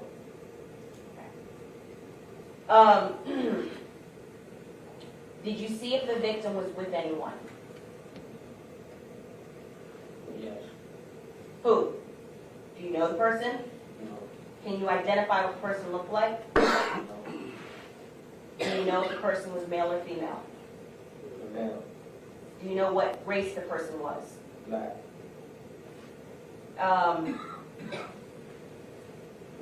When you were in there, had you ever seen XXX before that date and time? No.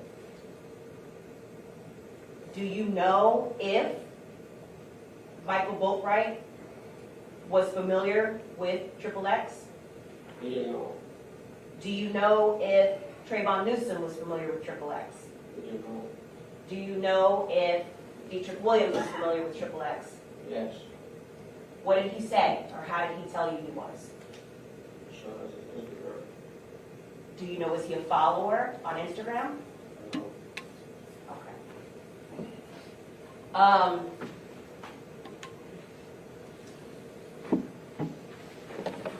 Besides Dietrich Williams first initiating the conversation about robbing XXX, was there anybody, and I mean anybody, whether it's somebody that, you know, we know personally or not, was there anybody else that brought up or was responsible for you robbing XXX besides Dietrich Williams?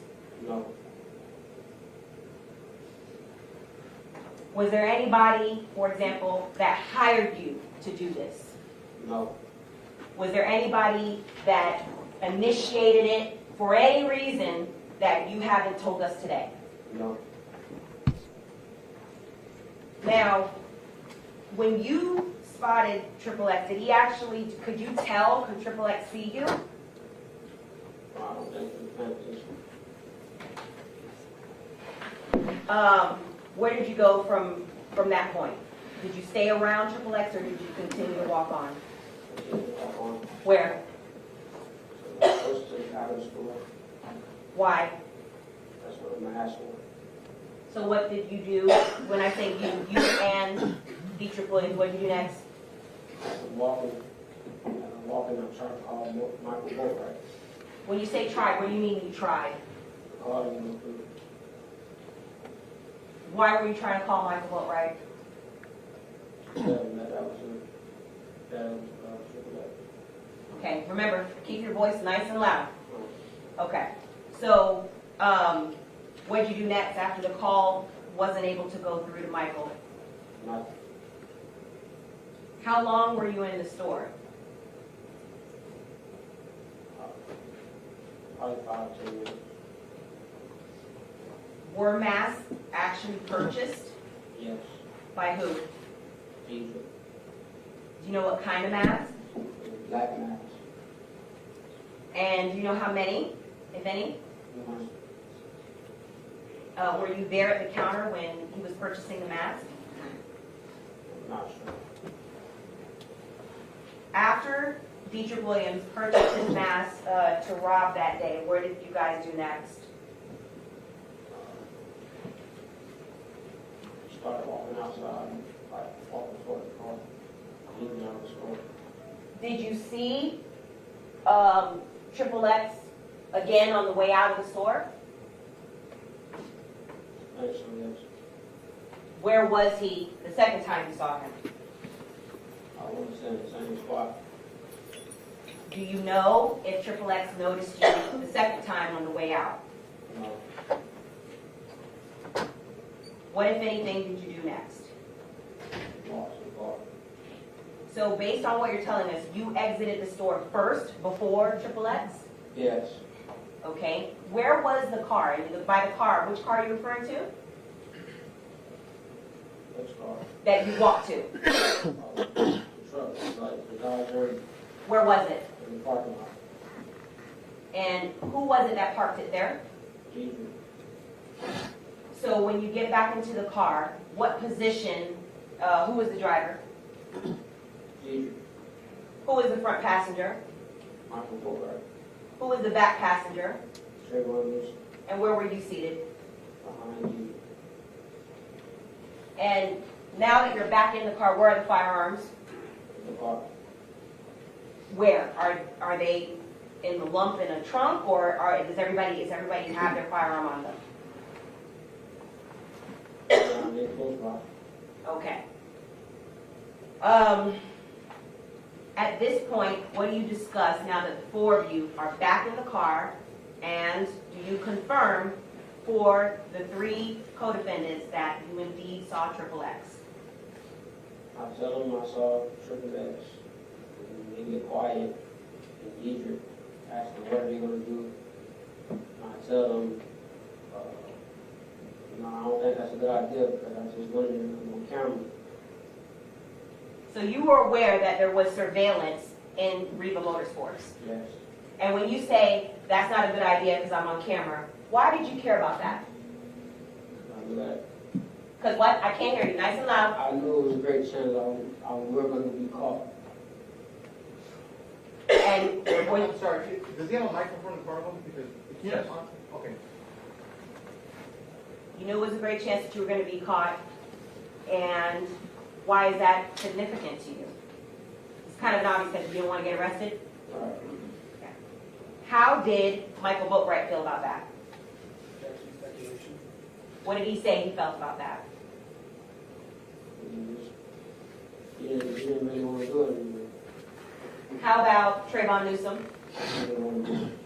And what did Dietrich Williams say? He asked me to scared. He asked the two, Trayvon Newsom and Michael Boatwright, if they're scared. Yes. And what, if anything, in response to Dietrich Williams saying, are you scared, did Michael Boatwright do? So all right, I'm going to get him. All right, we're going to get him? Who's the him? Triple X. What, if anything, in response to Dietrich Williams saying, are you scared, did Trayvon Newsom do? I think he said the same thing. All right, I'm you sorry, talk. Judge. I didn't hear it. I think he said the same thing. Thank you. Now that the four of you are in the car, and I guess you've decided you're going to get XXX, how then does Michael Boatwright get dressed from that point? He puts on his black hoodie, And what else? his mask. And what about Trayvon Newsom? How does he get dressed? He puts on a black sweater and he puts on his mask. How was it decided between the four of you that Michael Boatwright and Trayvon Newsom were going to wear the mask and the hoodie? Because Egypt was driving and I told him I was not getting out because I didn't want the parts of it because I knew I just was on camera. Okay. So just from that, it was decided then that Trayvon Newsom and Michael Boatwright were going to be the ones to actually get out with the mask. Yes. Okay. Where did you guys go from there? Are you still in the parking lot at this point? No, we're parked across the street. Why? Why did you move from the Rivas parking lot to park across the street? Because Chucky came up with some type of theory saying that if we leave out of the parking lot and move next to the next parking lot and across the street in that parking lot, that it'll look like we left. So it was Chucky's idea to act like you left so that you're not on camera? Yes. Okay. Were you aware that Riva's cameras extended all the way to across the street where you parked? No. Now, what was the purpose of even, besides trying to evade being on camera, what was the purpose of waiting across the street? What were you waiting for? For him to pull out of Riva Motorsports. Who's him? Triple X.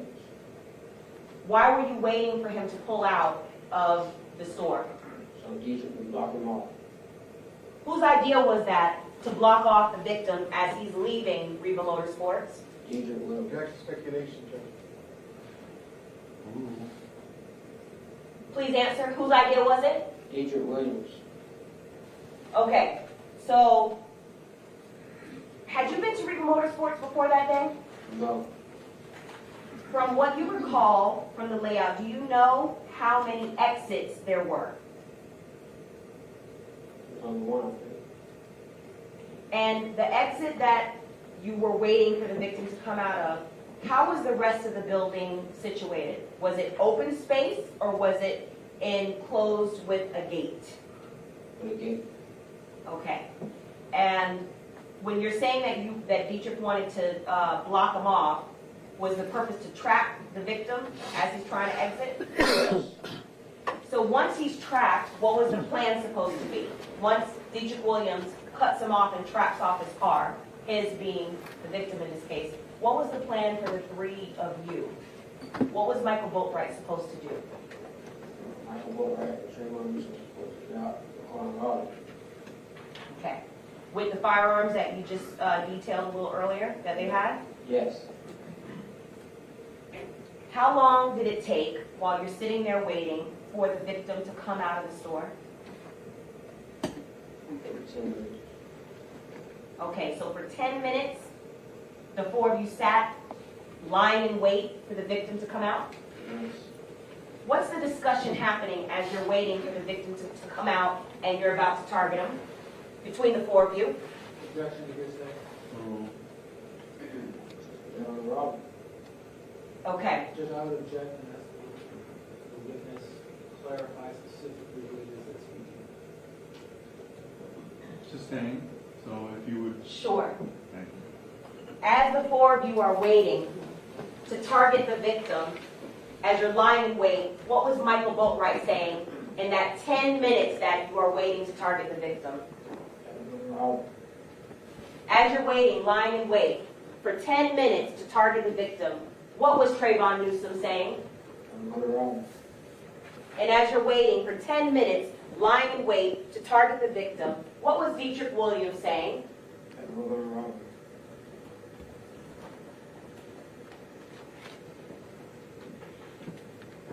Eventually, does the victim come out? Yes. Who is he with? Some guy. Did it appear, from what you can tell in your vantage point, if the victim was armed? No. Did it appear, from your vantage point, that the victim even had any idea or knew, from your vantage point, based on his demeanor, of what you guys were about to do? That there was some danger that was approaching? No. Okay, so the victim gets in the car. What position does the victim get? What position of the car, his own car, does he get in? He's driving. What about the gentleman that you said, the black male that he was with? He's on the passenger side. And what happens next? They drive around and come, as they're coming out of the motorsports, Deidre drops them off. And Michael Boatwright and Trayvon Newsom get out and out. When you say get out, did the car, tell us the speed in which this happened. For example, did Michael Boatwright drive obeying the limits of the law and gingerly pull out in front of the victim? Or how fast was he going? Deidre had no speed, no speed. Okay. How fast did Michael Boatwright get out the car? Very fast. How fast did Trayvon Newsom get out the car? Very fast. Was there any discussion prior to that the two of them, referring to Michael Boatwright and Trayvon Newsom, were going to get out the car at the same time, and then what they were going to do once they got out the car? No. Okay. How was it decided who was going to go to what side of the victim's car? For example, who was going to go to the driver's side or who was going to go to the passenger side of the victim's car? Weather side. Okay. And where were you seated when you're watching all of this? Behind the driver's seat. So tell us, once Michael Boatwright gets out of the Dodge Journey and approaches the victim's vehicle, what does he, referring to Michael Boatwright, say and do? First, what does he say? Michael Boulder, Yes. What is he saying as you're saying robbing him? What does he say? in here, Okay. What is he doing? he has his rifle standing outside the window. I'm sorry? He had Nice and loud. He had his rifle stuck inside, like inside the car, What side of the car? driver's side. How is he holding the rifle? He being Michael Boatwright. Show us with your hands the best that you can. Okay, so you're showing both hands? Yes, Now I see your hands are, you're in custody, so your hands are handcuffed and shackled to your waist, correct? yes. Okay, so I'm using myself as an example, okay? How high up? Tell me when to stop when I get to the height that he was holding the rifle. Right there. Okay, so Michael Boatwright is holding the rifle like this with two hands, Yes, and he's pointing it at the victim. yes. Okay. How about Trayvon Newsom? What does he do once he gets out the car with his firearm? He runs to the car, and he's pulling on his necklace, Whose necklace? strip necklace. At that point, where was the passenger that was with XXX? I think he's going, he ran out the car. Okay. And from which side of the car is Trayvon Newsom trying to take XXX's necklace? Driver. Okay, so at the point that you're describing, both Trayvon Newsom and Michael Boatwright are on the driver's side, Yes, and while Michael Boatwright is holding the firearm on the victim, Trayvon Newsom is trying to take his property. yes. What, if anything, is XXX doing in response to any of this? I couldn't really see that. Could you hear what he was saying? No. What is Trayvon Newsom, if anything, what is he saying? Were you able to hear him? No. At some point, what happens next after they being Trayvon Newsom and Michael Boatwright are on the same side of the driver's side of the victim's car? What happens next? Michael Boulder pushes Trey like to go on the other side of the car. Does Trayvon Newsom go on the other side? Yes. And what happens next? He reaches inside the car and grabs. Trey Anderson reaches inside the bag. I mean, inside the car and grabs the bag. What bag? Privilege bag. Okay, do you remember what kind of bag it was? Yes. Tell us. The Louis Vuitton bag. What does Trayvon Newsom do after he grabs the bag? As he's grabbing the bag, shots are fired. Judge, I'm gonna ask him to speak to the microphone. As he's grabbing the bag, shots are fired. Who shoots the shots that are fired? Michael Boatwright, And who does he shoot? triple X, Where does he shoot him from? What side of the car? driver. So if XXX is in the driver's seat and Michael Boatwright is in the driver's side, the shots are coming onto XXX's left side or right side? Which side? Left side. Okay. And what happens, how many times do you recall that Michael Boatwright shoots XXX? Maybe like 2 or 3 times. What does XXX do as a result of that? I see. What does Michael Boatwright do next? I get back in the car. What does Trayvon Newsom do? It kind of like slips and falls like a little bit, and runs the car. What does Dietrich Williams do? Now, are all four back in the Dodge Journey? Yes, What does Dietrich Williams do? he drives off. How long does this take from the point that Dietrich Williams cuts off the victim from leaving Reba Motorsports and Trayvon Newsom and Michael Boatwright get out and shove guns in the face of the victim? How long does all this take from start to finish? That's the few minutes. At some point, and I'm going to get into what happened after the shooting, at some point you realized there was surveillance of everything that we're talking about today, correct? Yes. Now, may I approach, Your Honor? You may. I'm going to show you what has been pre-marked for identification in States B.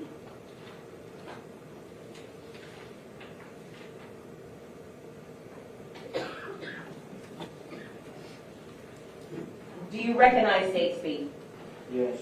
How do you recognize States B? I wish from And what else? the date. Okay. Had you had an opportunity to review States B? Yes. And does it fairly and accurately represent what you recall, the events and the images and the video of what happened on June 18th, 2018, when the four of you robbed and killed xxx? Yes. At this time, I move into evidence States B as States 2. You may. Oh. Mr. Allen, when did you actually watch the video? Today. Today, just right before you began testifying, correct? Yes. It was in the jail hallway there, correct? Yes. And you watched it with the prosecutor, Mr. Shield, correct? Yes. This video is 28 minutes long, approximately. Did you watch all 28 minutes of what is on this video? No. There are, did you, when you watched the video, were there portions of the video that you are not present in, correct? You don't know. You don't know if there's portions of this video that you're not present in, correct? I saw myself in there. You saw yourself for the portion that the prosecutor showed you, correct? Yes. How many minutes of this video did the prosecutor actually show you? Was it more than 2 minutes? Yes. Or was it more than 5 minutes? I'm not sure. So as far as what is on the video that you did not see, you would agree with me, you have no idea that what's on the video fairly and accurately reflects what actually happened because you weren't there, correct? I wasn't there.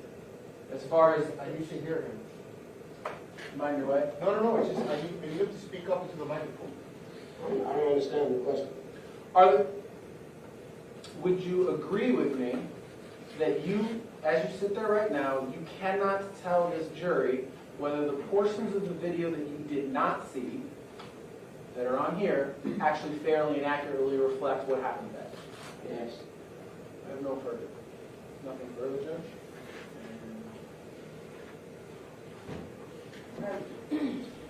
Any other objections other than previously? Renewing the previous objections and also based on the information the witness gave to you. Consistent with your previous? Yes. All right. Joint. Same grounds on behalf of Mr. Newsom, Your Honor. Thank you. I'm moving it into as States 2. Over objection with previously marked B for identification shall be received and evidence of States 2 you may publish. Thank you, Your Honor. So, Mr. Allen, while the clerk is marking the exhibit, in a moment, I'm going to, with the court's permission to publish it, which you've given. Ready? Okay, thank you. Actually play the video for all of us. I'm going to play it one time through, all the way through, and then I'll ask you questions about it, okay? Once it starts to play, have the lights in, please. Thank you. Okay. Thank you, Your Honor. And the witness will note that the screen in front of you is going to show exactly what's on the screen behind. Yeah. So as Ms. Buckaloo is queuing up the video, you've met me before today, correct? Yes. Okay. Have we watched the surveillance video from Reba before today? Yes. Have we watched it in its entirety together before today? Yes.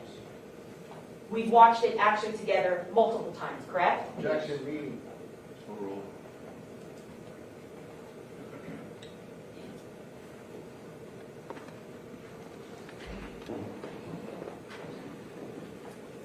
We're ready for the lights.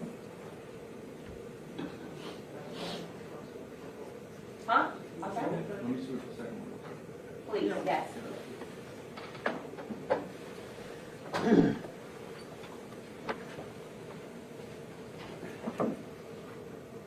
Okay, so we're gonna let it play all the way through and then we'll go back and I'll ask you questions about it.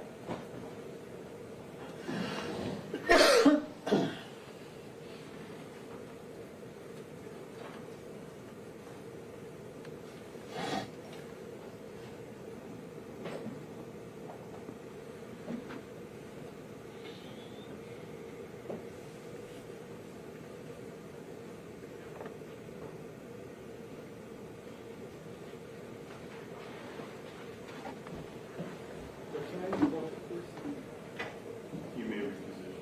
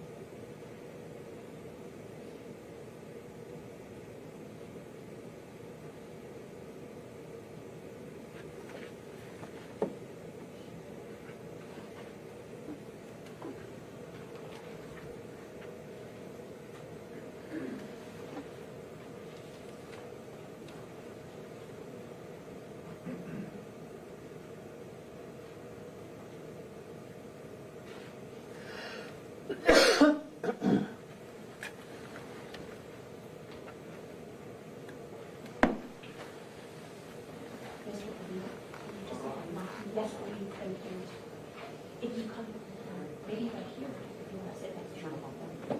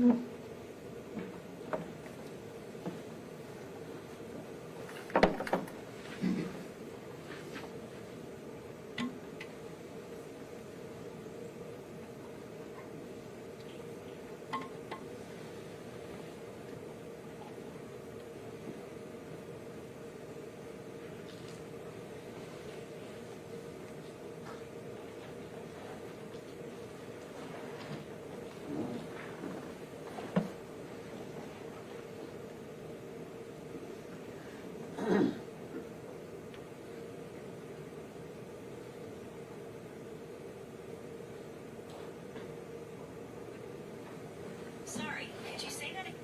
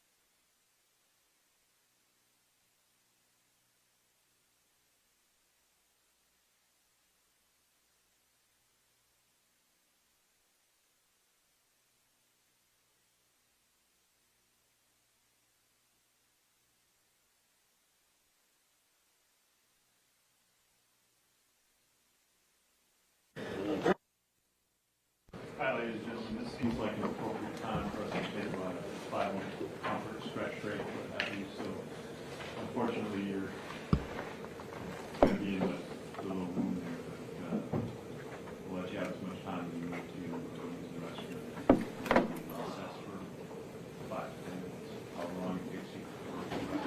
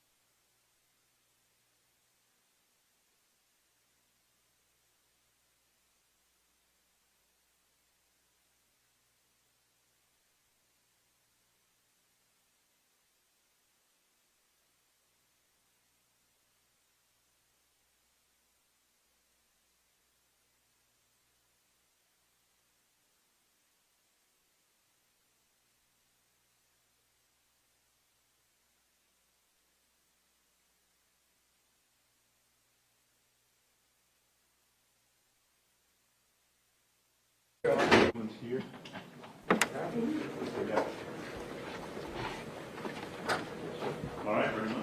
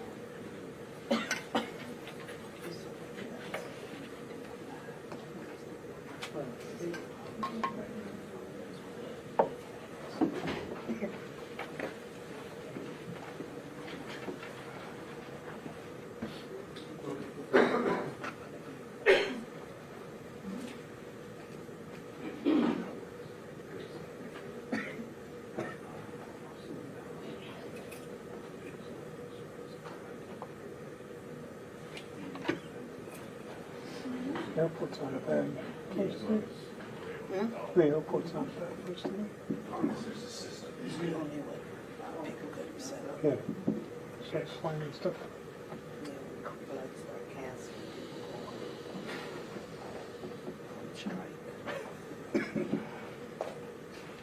Used to have like a group taser. Be able to get like 15 on one shot. Jurors are entering.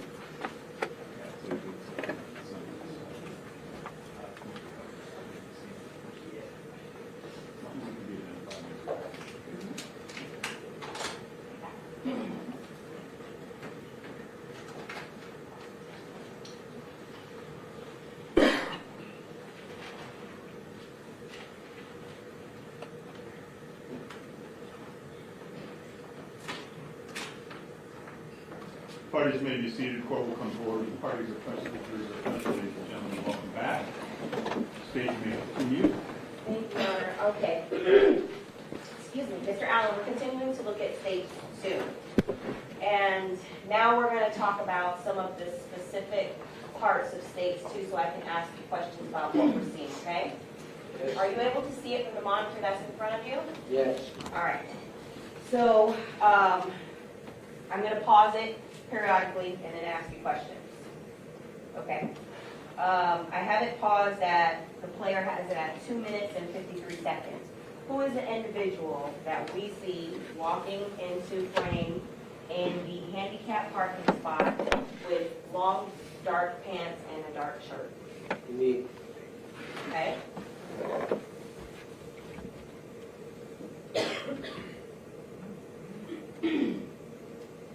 Who is the individual? I have it paused right now at 2 minutes and 59 seconds, and the individual is walking over the pavement right above what appears to be an arrow sign on the pavement, wearing a tank top and long pants and some bright colored slippers. Who is that? Deidre Williams. Okay. And Deidre Williams, same Deidre Williams that you identified as Deidre Williams in court today as one of the defendants? Yes.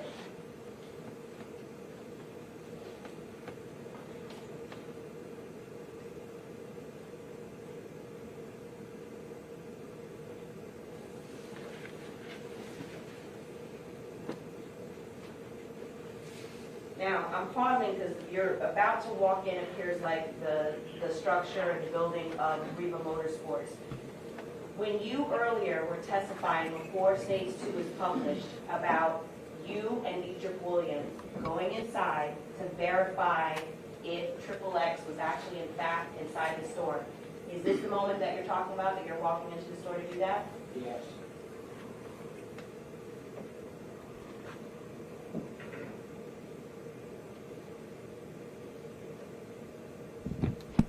Okay. I'm pausing it at 3 minutes and 23 seconds. Looking to the left of your screen, who do you recognize to be in this shot of, out of the 4 individuals or 5 individuals that's there? Starting with the individual in the jean jacket, who is that? Okay, and where are you in relation to the people that we see in this paused portion of the video? Where are you? Yes. Point out your clothing. All black. Behind Dietrich Williams, you've identified to be Dietrich Williams? Yes.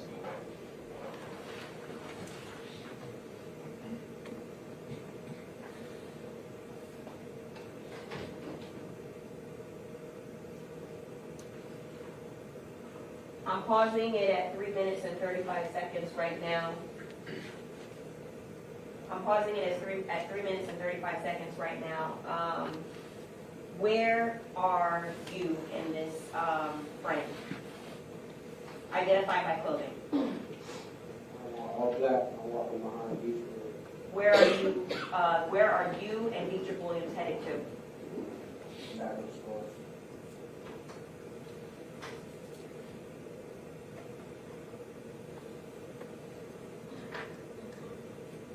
Now I'm pausing it at 3 minutes and 43 seconds.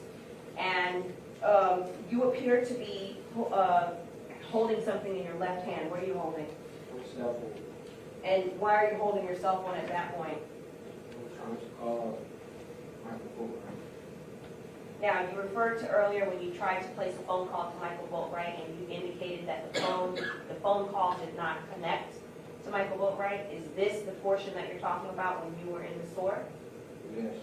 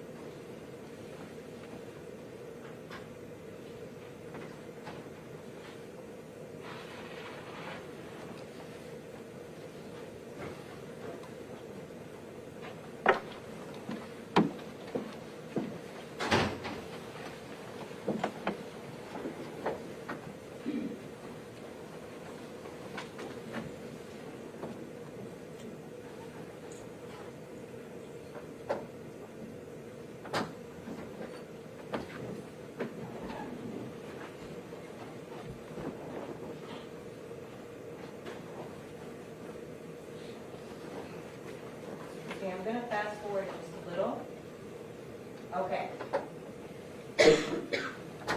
There's point out where you are in this particular frame.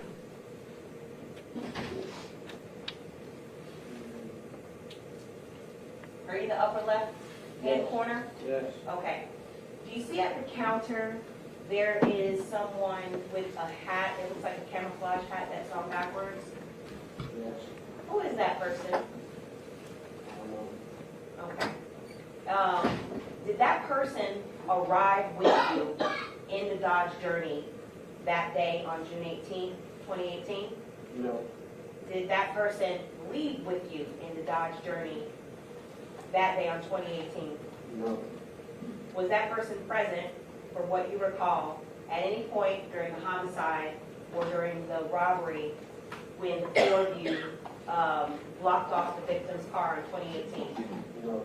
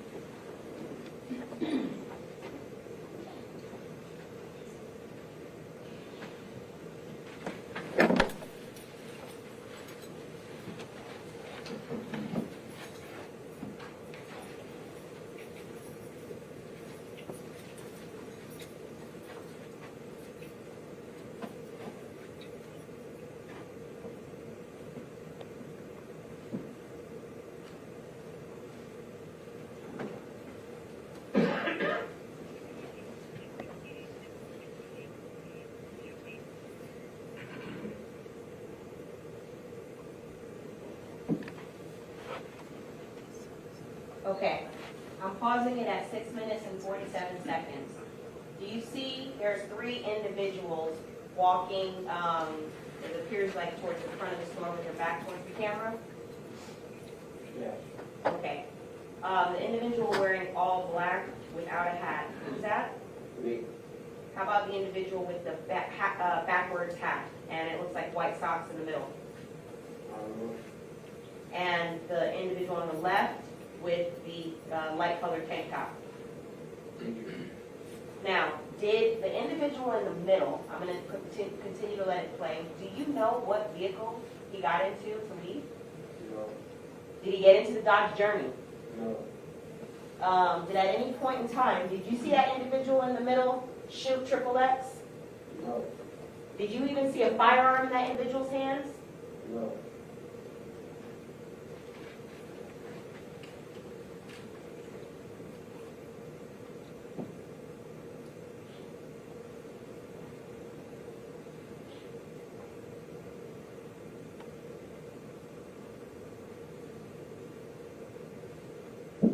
As we're continuing to watch the 3 of you walk away, was that individual part of the plan that the 4 of you had to rob anyone that day?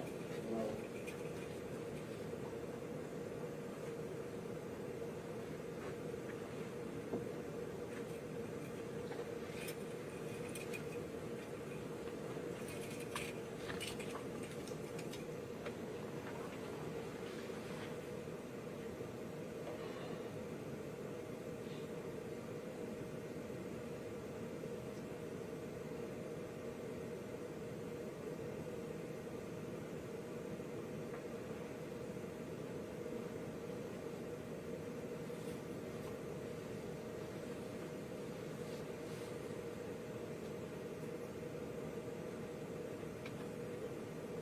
I'm going to pause it. And are you able to see that individual with the backwards hat still in the frame? Yes. How far ahead he is? How far ahead of you is he? Pretty far. Was your Dodge Journey that you were about to get into with the 3 co-defendants to rob the victim parked where that individual was parked? No. Where was the Dodge Journey in relation, right now, as we're looking at the parking lot, where was the Dodge Journey parked in relation to where you're standing right now in this video? Is it to the left, like using north, south? Hold on, let me just, because she can only take one of us at a time. North, south, east, and west. Is it north of you? Is it south of you? Is it east of you? Is it west of you? The Dodge Journey. East. Okay. And which direction are you guys walking in? East. Which direction is that individual with the backwards hat walking in? West.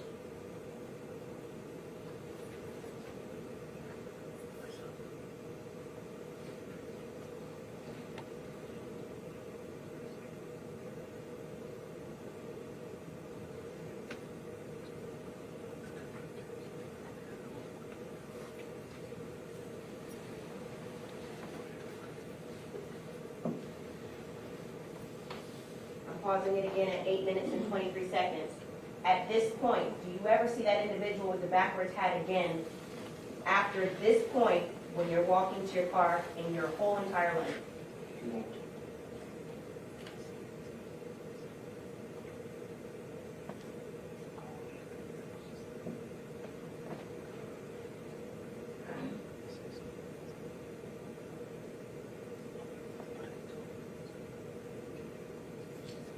I'm going to fast forward a little bit.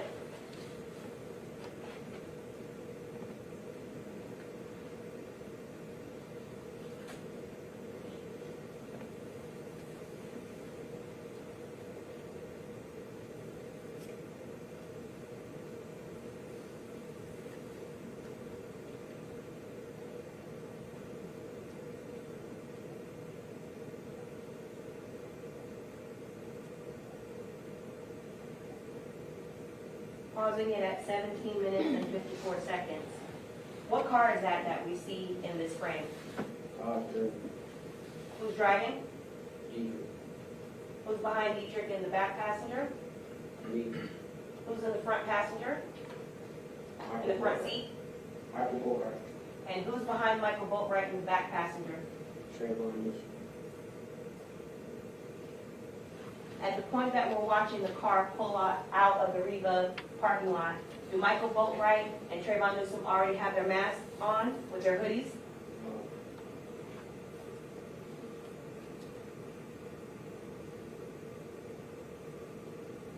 Are you able to locate where the Dodge Journey is at this point? Yes. Tell us where you see it in the frame. I'm going to pause it at 18 minutes and 23 seconds.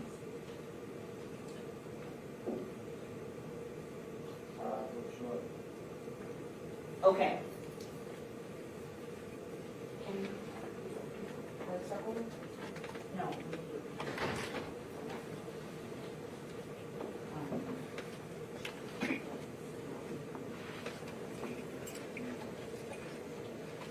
Okay, can you see the mouse? Yeah. All right. This is the top of the screen. I'm circling the mouse at the top of the screen. This is the bottom of the screen. And this is going to be your left and your right. Where should I place the mouse as to where the Dodge Journey is? To the top. Okay? Slightly to the right. Do I need to keep moving it over? Or A little bit. tell me when to stop. Top. Okay. Right. A little bit to the left? Yeah. Right. Okay. Where I place the mouse and I'm now circling it. Is that, what car is that? Dodge Journey. And are you still in, are the four of you still in the same position that you just testified about in the car? Yes. At what point now, as the car is backed in, are you able to observe Michael Boatwright start to put on his mask and start to put on his hoodie in preparation to rob and kill the victim? You said what moment? Yeah, what moment? We're watching it play, so tell us at what moment does he start to do that?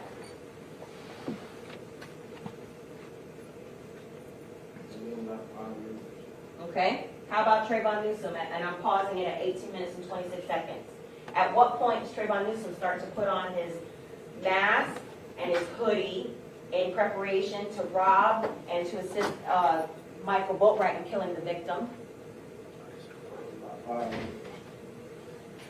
Where are the firearms at this point? I'm sorry? So at what point do you see Michael Boatwright get the firearm in his hand? How about Trayvon Newsom? At what point do you see him get the firearm in his hand while you guys are waiting right now in the car? We already had it.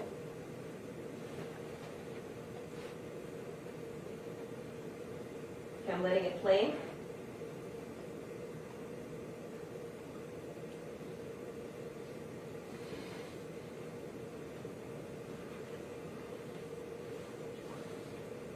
Are you able to see from your vantage point when you're in the car the victim's BMW i8 from where you all four are seated in the car? Yes.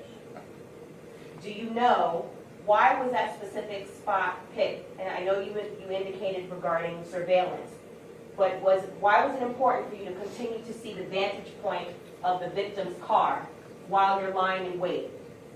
So they know what to do.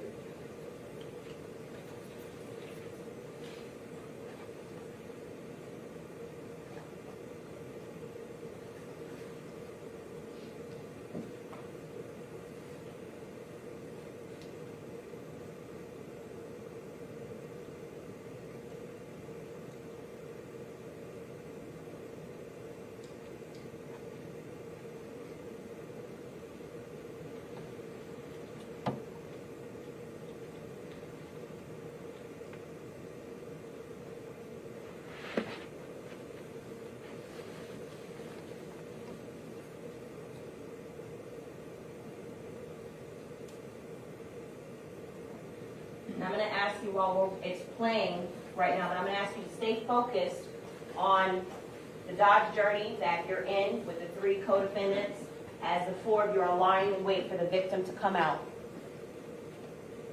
Because my next question will be in that area, okay? Yes.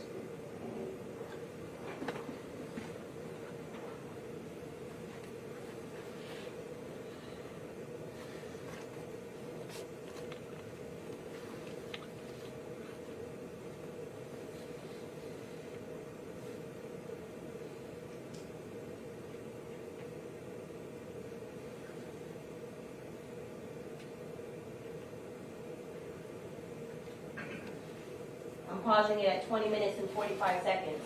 Did you see another vehicle pull up next to your car? Yes. And you know who was in that vehicle? No. Did anyone who was in the vehicle, it's a light-colored vehicle from what I can tell, is that correct? Yes. Okay. Did anyone that was in that vehicle that just parked next to the Dodge Journey that the four of you are in, waiting for the victim, get out of that vehicle and into your car, the Dodge Journey? No. Did anybody from the Dodge Journey get out of the Dodge Journey? And by anybody, I mean, did Trayvon Newsom get out of the Dodge Journey and enter that vehicle that just parked next to you? No. Did Michael Boatwright get out of that Dodge Journey and enter the car that's parked next to you? No. Did Dietrich Williams get out of the Dodge Journey and go into the car that's next to you? No.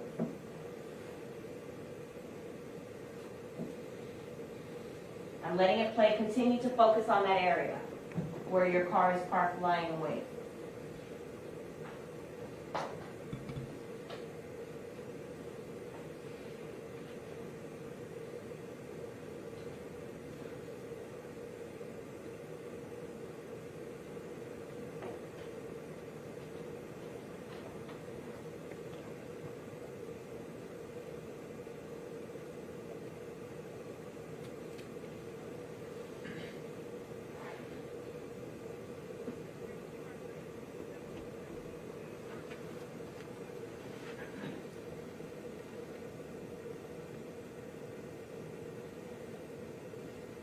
I'm pausing it at 21 minutes and 34 seconds. There seems to be an individual at the back of that light-colored car parked next to you that's at the trunk area of the light-colored vehicle. Who is that? I don't know. Did that individual at any point in time talk to you while the individual was at the back of that light-colored car? No. How about did the individual talk to Michael Boatwright? No. How about did the individual talk to Trayvon Newsom? No. Did the individual talk to Dietrich Williams? No.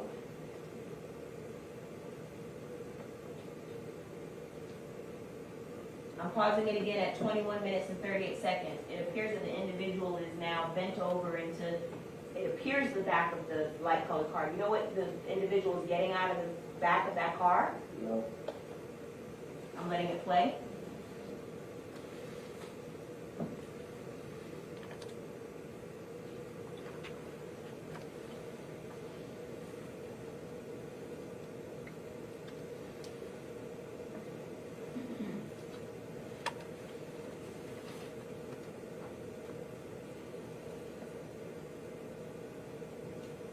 Okay, I'm pausing it at 22 minutes and 2 seconds. There's now a third vehicle, another light-colored car. It appears to be a sedan. Do you see where I'm talking about? Yes. Stopped in the street right in front of the Dodge Journey. Whose car is that? I don't know. Do you know who was driving it? No. Did any individual in that light-colored sedan that's in front of the Dodge Journey get out of that light-colored sedan and get into the Dodge Journey? No. Did Michael Boatwright get out of the Dodge Journey where he was lying in wait to rob and kill the victim and get into that light sedan? No. Did Trayvon Newsom, who was in the Dodge Journey, lying in wait to rob and kill the victim, get out of the Dodge Journey and into that light-colored sedan? No. Did Dietrich Williams, who was lying in wait in the Dodge Journey to kill and rob the victim, get out of the Dodge Journey and get into that light-colored sedan? No.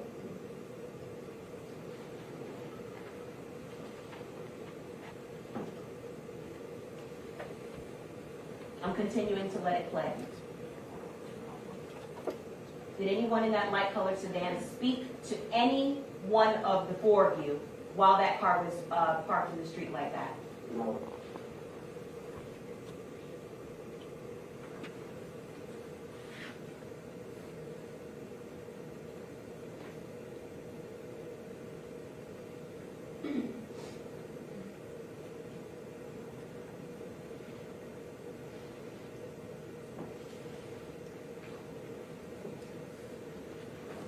Approximately how long did the four of you lie in wait for the victim to come out before you robbed and killed him?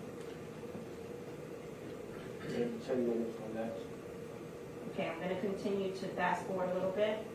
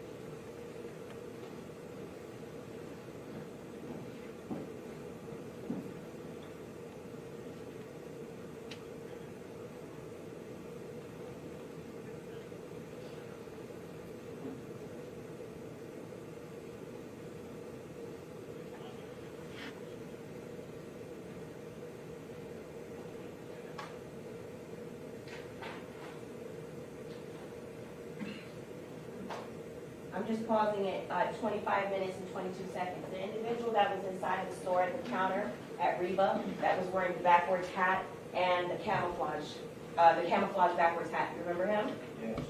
Was he in that first vehicle where the individual was in the trunk that was parked next to you? Did you see him there? No. How about in the light-colored sedan that was parked in front of you as you were in the Dodge Journey, that was parked in the street? Remember the second vehicle that parked in front of you guys? Yes. Was that individual with the backwards hat in that car? I don't think so. You don't think so, or you know? Was he or was he not? I couldn't see inside the car. Did you see anybody matching that description with a backwards hat, just like you had seen him in Reba, come out of that light-colored sedan and get into your Dodge Journey? No.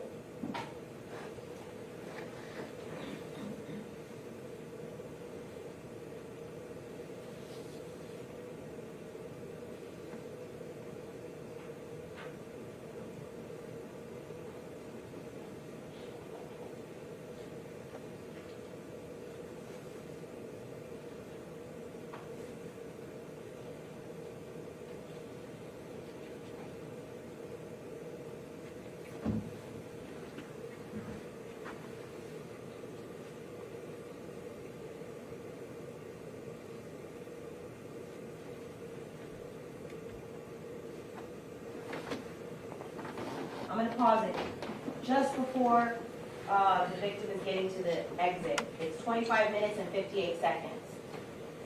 At this point, you've been sitting in the Dodge Journey with the vehicle defendants for at least 10 minutes lying in wait.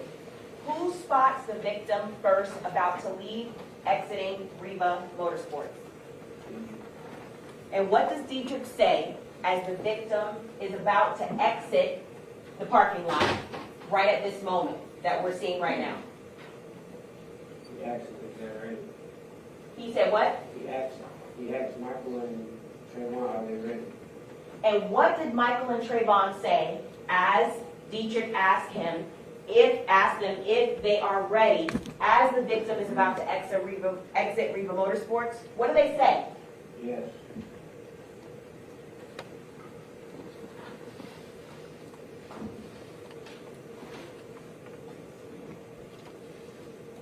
I'm pausing it at 26 minutes and 6 seconds. Two individuals have now exited the Dodge Journey.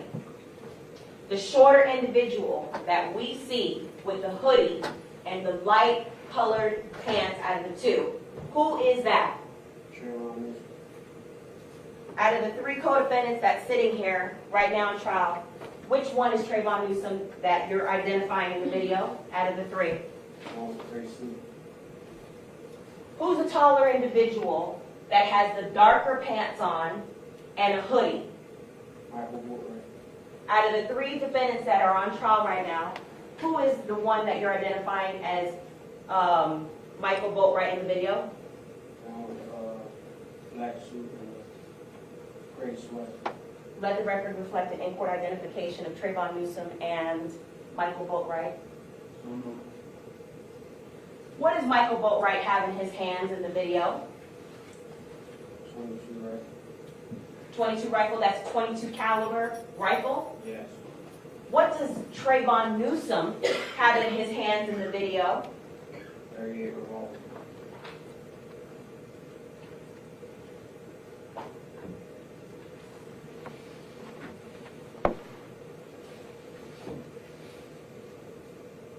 Who is the individual that's leaned over more and it appears to be inside the car on the driver's side?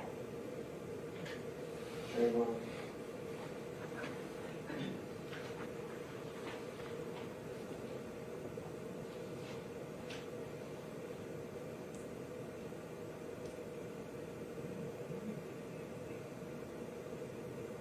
Who is the individual right now? I paused it at 26 minutes and 29 seconds. Who is the individual that's running around to the passenger side of the victim's vehicle? Trayvon.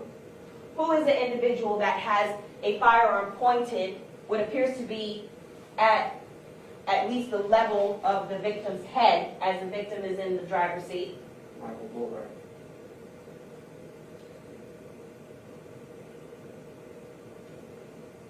Who is, okay, I'm pausing it right now, 26 minutes and 35 seconds.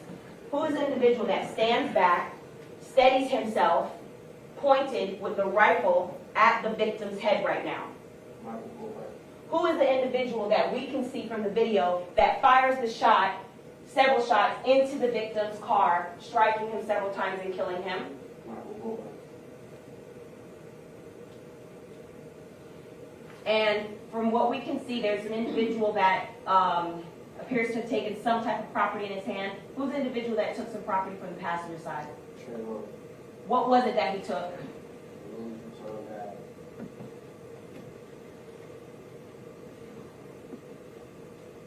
I'm pausing it at 26 minutes and 42 seconds. All 4 of you are back in the car right now? Yes. What on earth was said after this homicide just happened, now that all 4 of you are in the car? Objection to hearsay.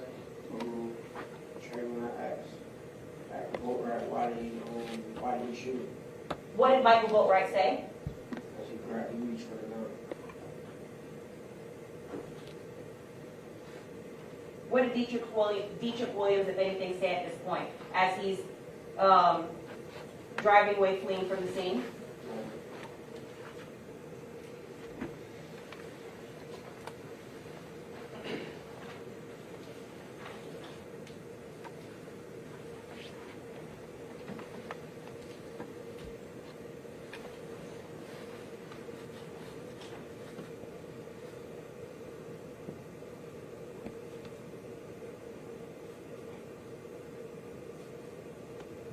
Now I'm pausing at 27 minutes and 9 seconds. Do you recognize the Dodge Journey from this angle of a different camera? Yes. Point out where the Dodge Journey is. I can use the mouse again. Is it at the top of the screen, bottom, left, or right? Top. Okay. Go to the left.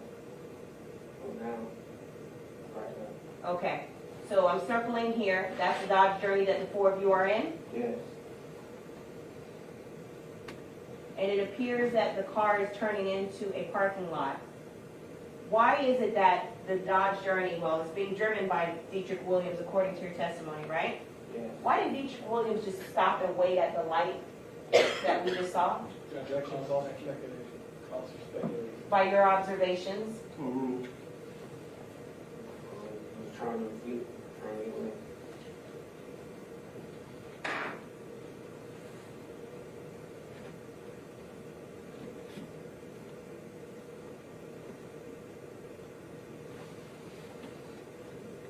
Now, I'm going to use the same method again with the mouse. You see the Dodge Journey from this angle stopped at 27 minutes and 26 seconds? Yes. Direct me where you see the Dodge Journey. Is it the top of the screen, bottom, left, right, or left? Top. Okay? Go right. Okay? Go down. Right. Okay. So I'm circling where you indicated the Dodge Journey is, correct? Yes. Now, we just saw the Dodge Journey. It appears to go through the parking lot. Why is it that the Dodge Journey went through the parking lot, as far as you know, and didn't stop for gas or for some groceries inside that store? Because the light was red and we were trying to get away from the scene. Why were you trying to get away from the scene? Not be arrested.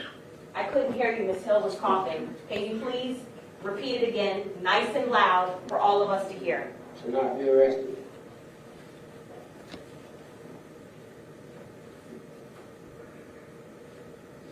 One moment.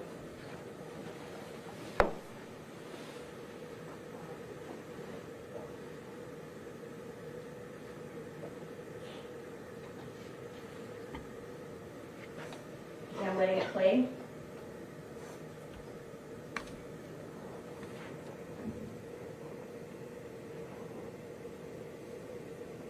Okay, it appears that the video has moved back. Out of the four of you, from what you discussed prior to robbing and killing the victim, did any one of you, as far as you know that Jose Envoy, that you referred to as X, had all of this cash, or any cash, in the Louis Vuitton satchel that he was carrying?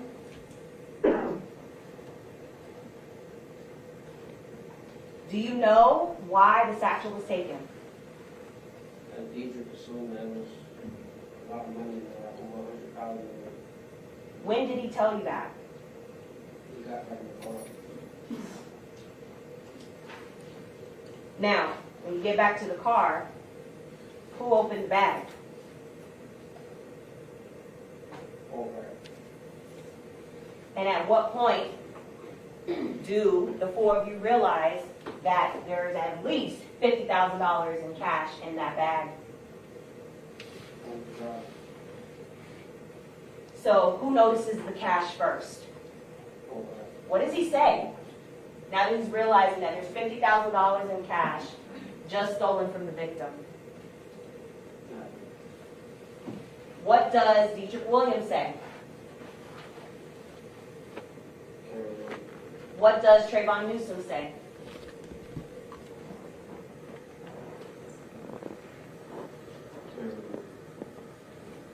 Do at any point while you're driving, or it could be after, is there a plan on how the $50,000 is going to be allocated between the four of you? No. Do you get any of that portion of the $50,000? Yes. How much did you get? $5,000. How much did Dietrich Williams get? $15,000. How much did Trayvon Newsom get? $15,000. How much did Michael Boatwright get? $15,000. Why did you only get $5,000 when Michael Boatwright got $15,000, Trayvon Newsom got $15,000, and Dietrich Williams got $15,000? I participated in all of it. Who made that decision? Deidre. Tell us about that. What was that conversation where Dietrich Williams said that you were only going to get $5,000 out of that $50,000? He actually said I wasn't going to get nothing. Speak up nice and loud, I can't hear you. He actually said I wasn't going to get any money at all. Did he? Yes. And what did you say in response to that? Nothing. What did Michael Boatwright say in response to that? You gotta give him something. He was there. Referring to you. Yes. And did Trayvon Newsom say anything in regard to that? No. So when Michael Boatwright speaks up and says that you should get something, what did Dietrich Williams say? Nothing. So who then decides to give you $5,000? Mark. Now when I say decide, was the cash, tell us, was the cash in front of the four of you and you're literally taking a pile of it, he takes a pile of it, Describe that in detail, how that works, or how that worked. Yeah, I'll take, the money is in $10,000 bands. And they all three grab one, and then Michael gave me 5,000, and they split the rest. Okay, so the money was in bands. Have you ever seen when a stack of money comes from a bank? Yes. Can you describe, was it like that, or was it a rubber band? Tell us how the money was, how you saw it It packaged. actually came from the bank. Okay, and it was in a $10,000 band? Yes. What was the amount of the bills that were in that $10,000 band? What was the denomination? Each, was it 5 singles? Tell us. $100. Okay.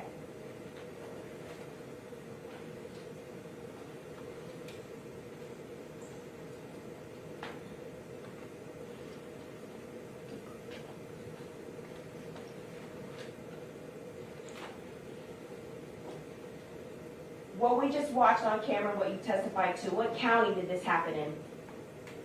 Probably. What state? Florida. You said north? What did you say? Florida. Oh, Florida, okay.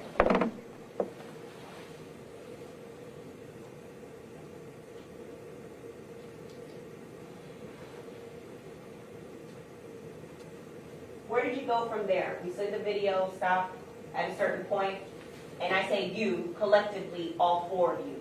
Where did the car, the Dodge Journey, go from that point when the video stops? Miles. Where was your house in 2018? Address, You could give us the address, sure, if you remember it. 36 Northwest 17th Court, What city? Fort Lauderdale. Why did the 4 of you go there? You have to speak up nice and loud. I don't know. So when the 4 of you get there, what happens next? We split the money, and Dietrich calls for Uber. Who did he call? I don't know. Now, have you ever used Uber before? Yes. So you know that one of the ways you can use Uber is from an app on your phone, from a phone that you have in your hand. Yeah. Is that how he called for the Uber, or did he ask somebody else to call for the Uber? I don't think he used his phone. Okay. And did the Uber come and pick him up? Yes. So then who's left after Dietrich Williams gets his portion, his $15,000, and then leaves? Michael and Trayvon. What happens next?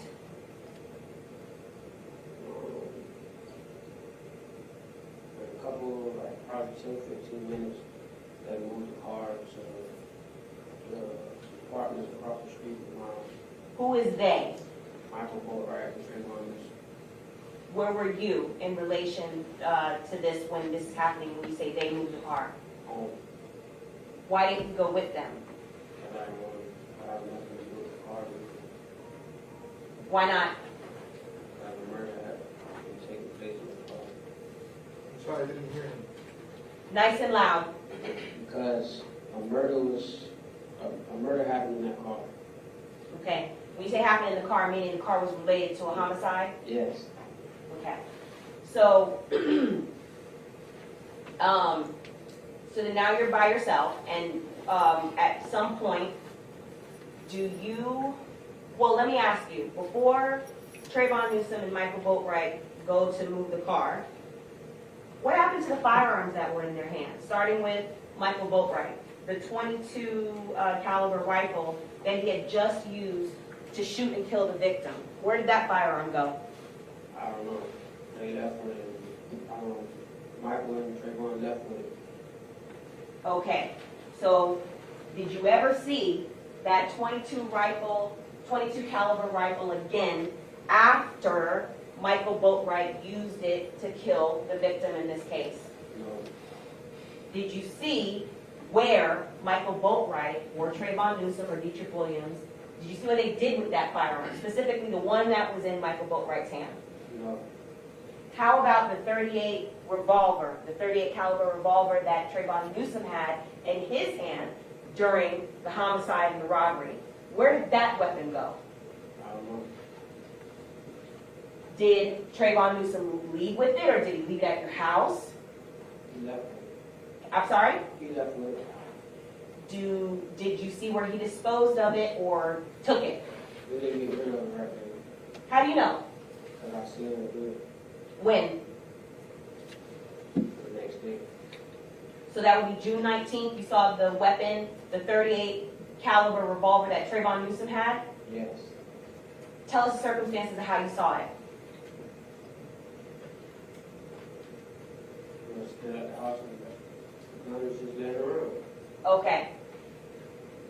After that time on 6/19 where you saw it again, I'm talking about the .38 revolver that Trayvon Newsom had in his hand during the homicide and robbery. Did you see it after 6/19?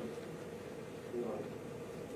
Do you know where it went from there? No. Had you discussed with Trayvon Newsom where the gun went? No. How about with Michael Boatwright? Did you discuss where his .22 caliber rifle went? No. How about your weapon?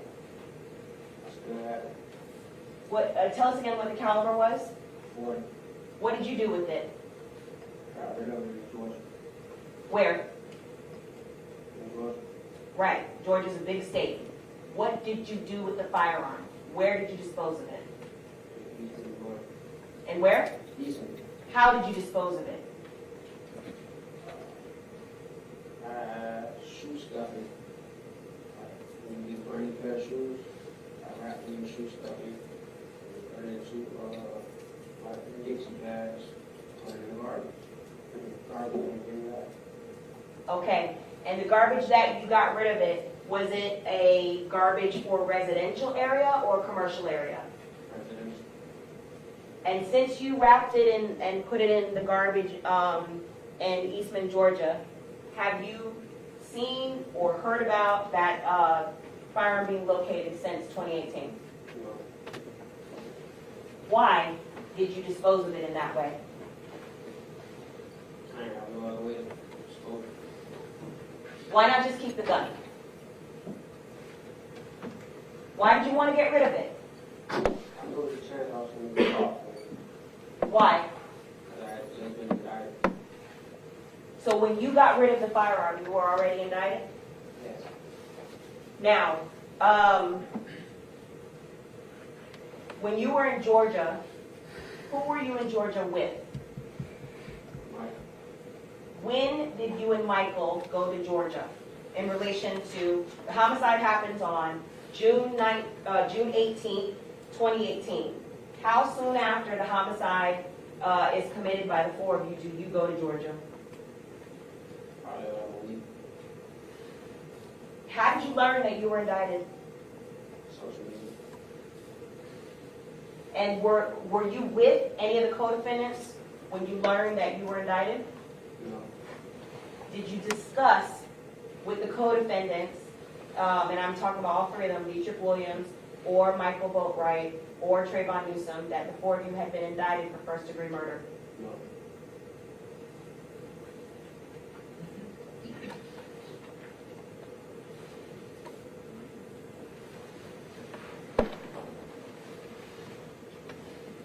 Why was Michael Boatwright with you in Georgia? He didn't want to leave me. He said what? He didn't want to leave me. Why?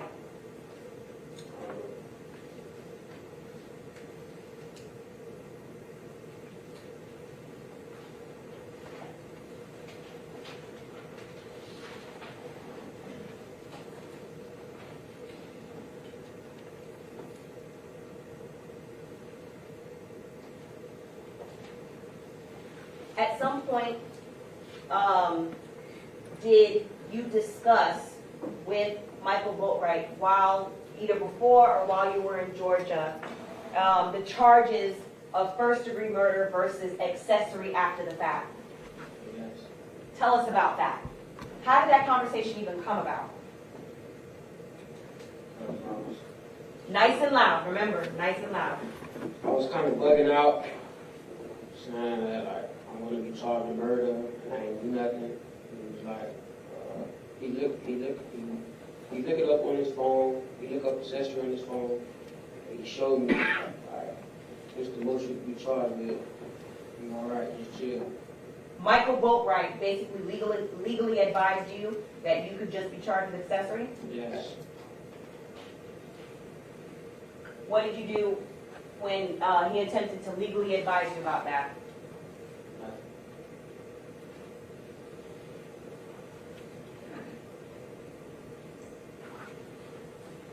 While, and I'm gonna move around in the timeline a little bit. While you were in, still before you go to Georgia, while you were in Fort Lauderdale, and you said that Trayvon Newsom and Michael Boatwright have tried to return or park the Dodge Journey. At some point in time, did something happen to the Dodge Journey while they're in it that you're aware of?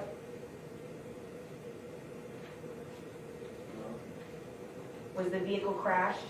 Jackson leading. When all three of us was in the car, yes.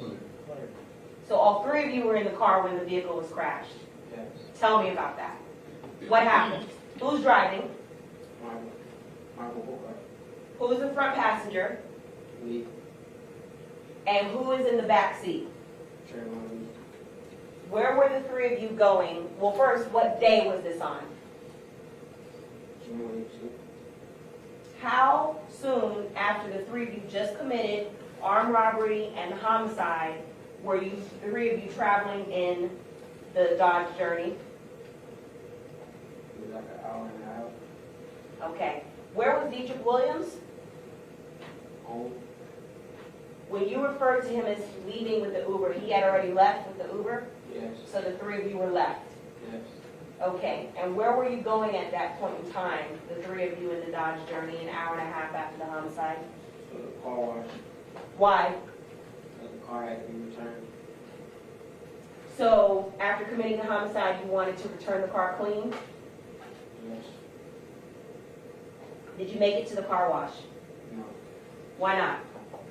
And the crash. When you say we, who was driving when the crash happened? Michael Booker.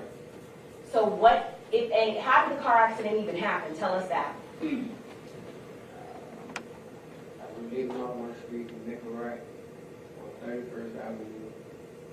Get 31st and 19th Street and make it after you make a left. Car like stalled up. So he's pressing on the gas and won't go anymore. So I smashed into us. Were any of you injured during that time? No. Do you know if any of you injured any of the motorists that were involved in the accident? Did any of you stay behind to even attempt to see if anybody was injured or to render assistance? At first, no. So tell us about that. At first, what is the first thing that happened that the three of you do after you just crashed the Dodge Journey? No, Why? no one in the car.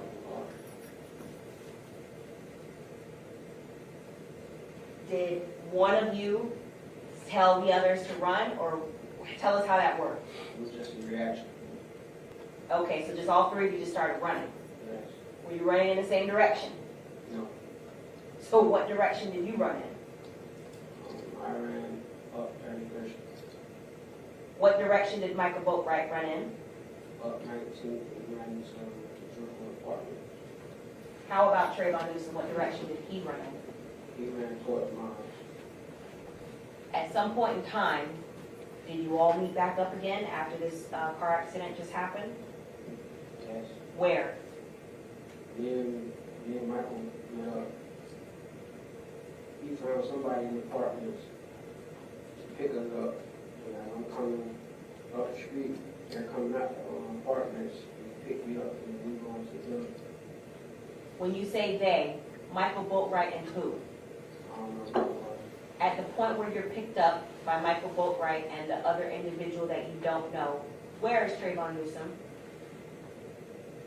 Running towards my house. Okay, but he's not with you in the car. No. At what point do you and Michael Boatwright eventually catch up with Trayvon Newsom?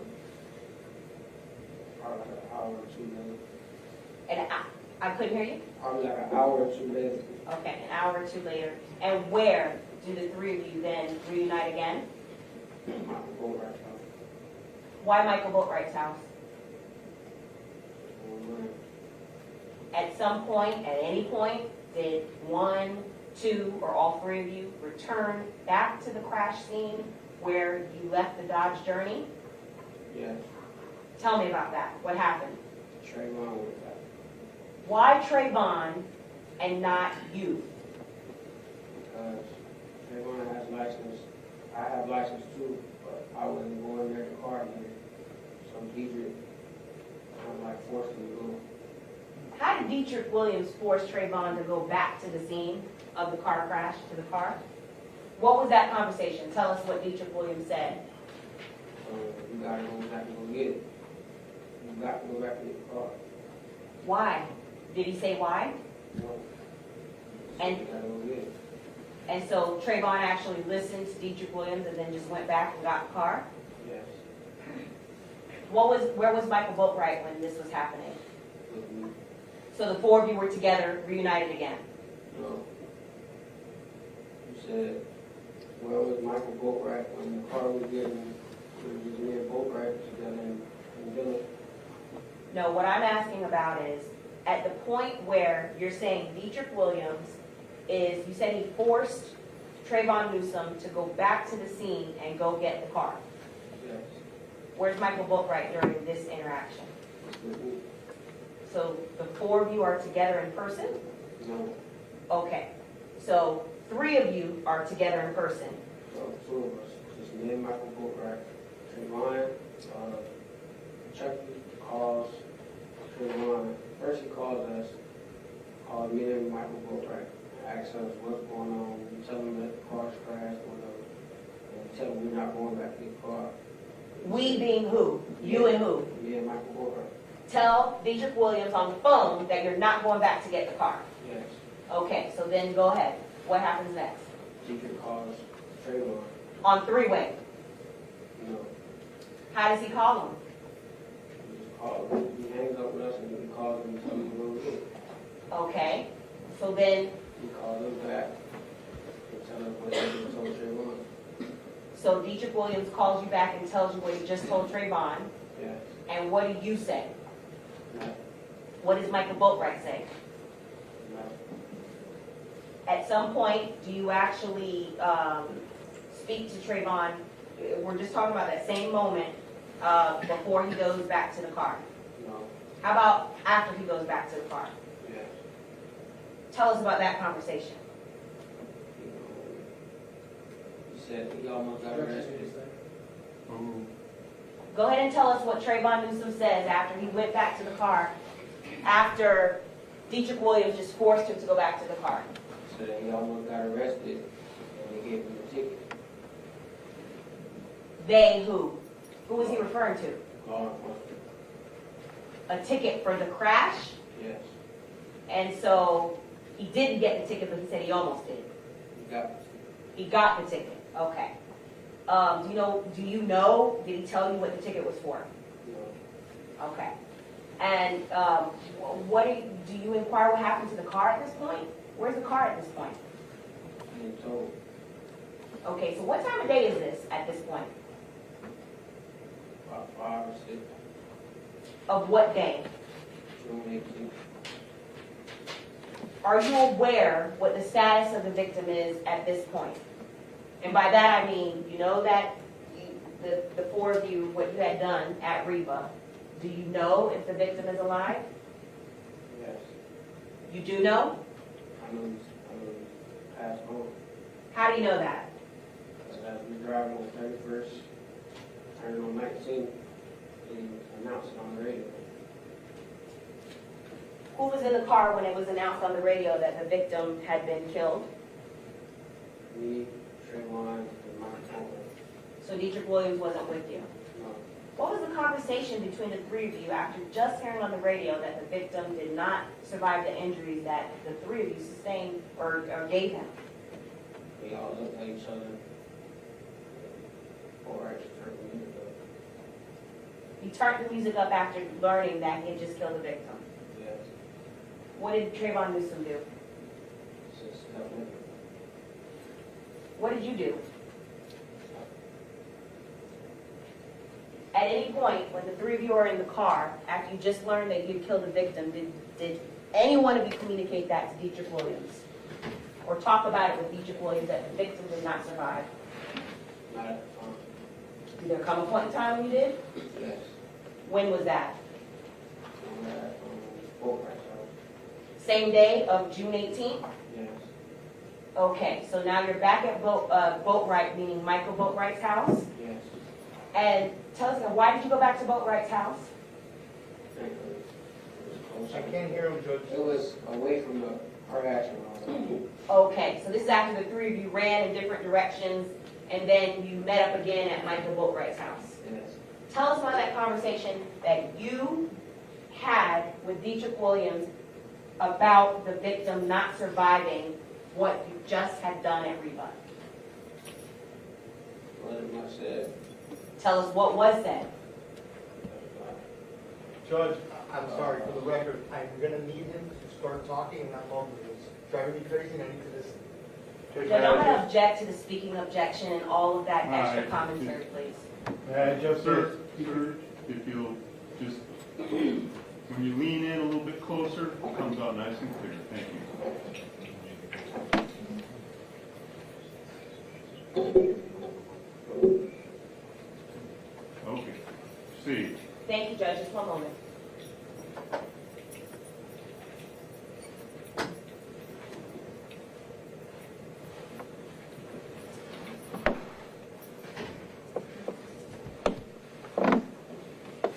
All right. Nice and loud. Tell us, what was the conversation between you and Dietrich Williams about the victim's death?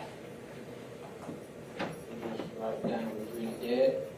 He said what? Yeah, he's really dead. And what'd you say? Nothing. And in response to you saying nothing, what did Dietrich Williams say? Nothing.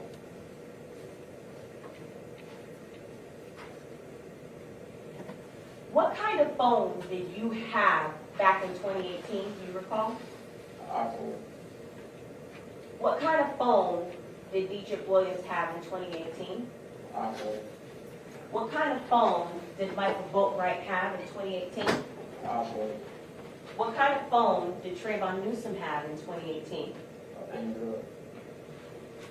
Android. Yes. So in 2018, the model that Trayvon Newsom had, the Android model that he had, was it an older model or a newer model? Older. Did he commonly have his phone on him, he being Trayvon Newsom? Yes.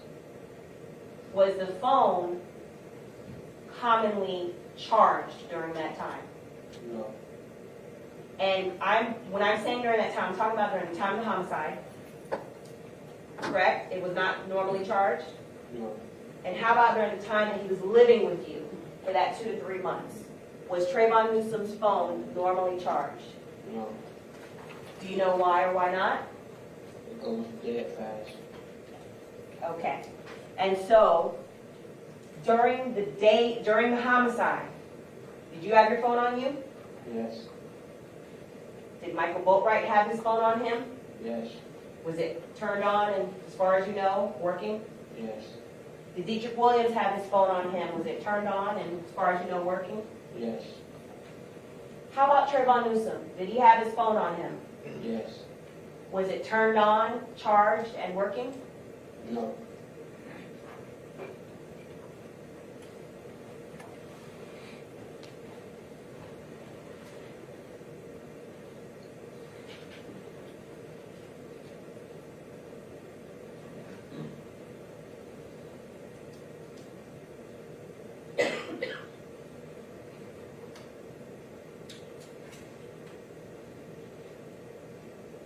Judge, may we go sidebar to the schedule?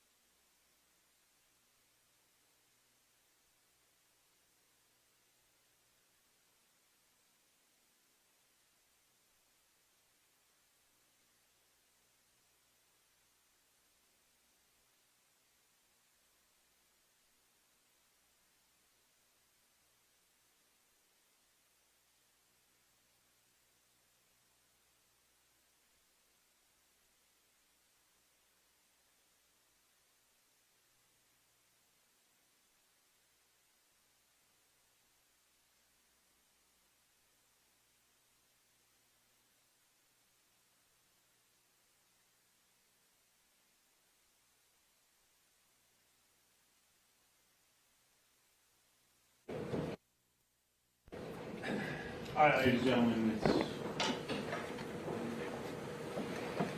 about 18. And based on what counsel tells me is the next portion of her questioning, this is a logical break point for us. So we will go ahead and recess for the evening here.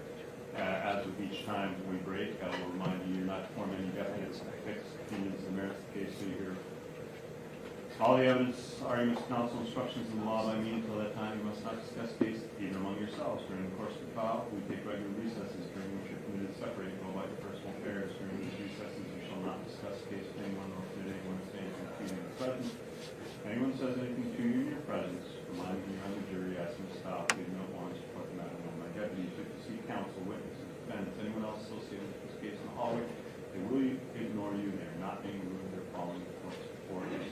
We will reconvene tomorrow morning at 10:30. So 20 after, 25 after, if you can be in the reception room, that would be great. Again, if you need any further letters, documents, or things that I can assist you with, please let one of my deputies know. And make sure you, again, insulate yourself from any media exposure or anything else. Thank you again for your time, attention, patience today. Have a wonderful evening, and we'll see you tomorrow morning.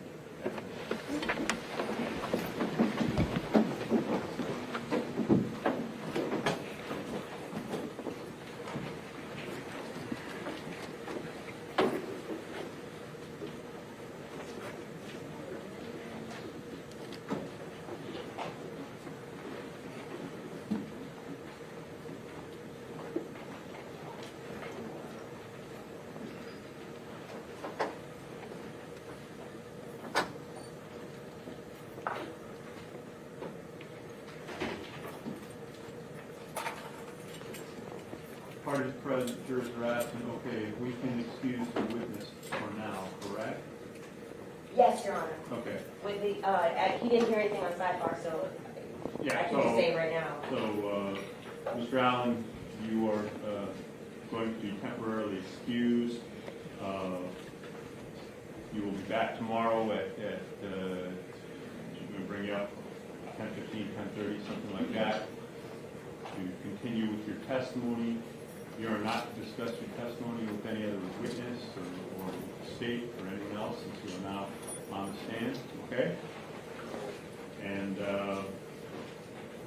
I will remind you tomorrow that you are still under oath. At this time, you're excused. You can Sorry, Judge, that means you can't talk to me either? Is that what you're you can talk to counsel, but I object to you to this testimony.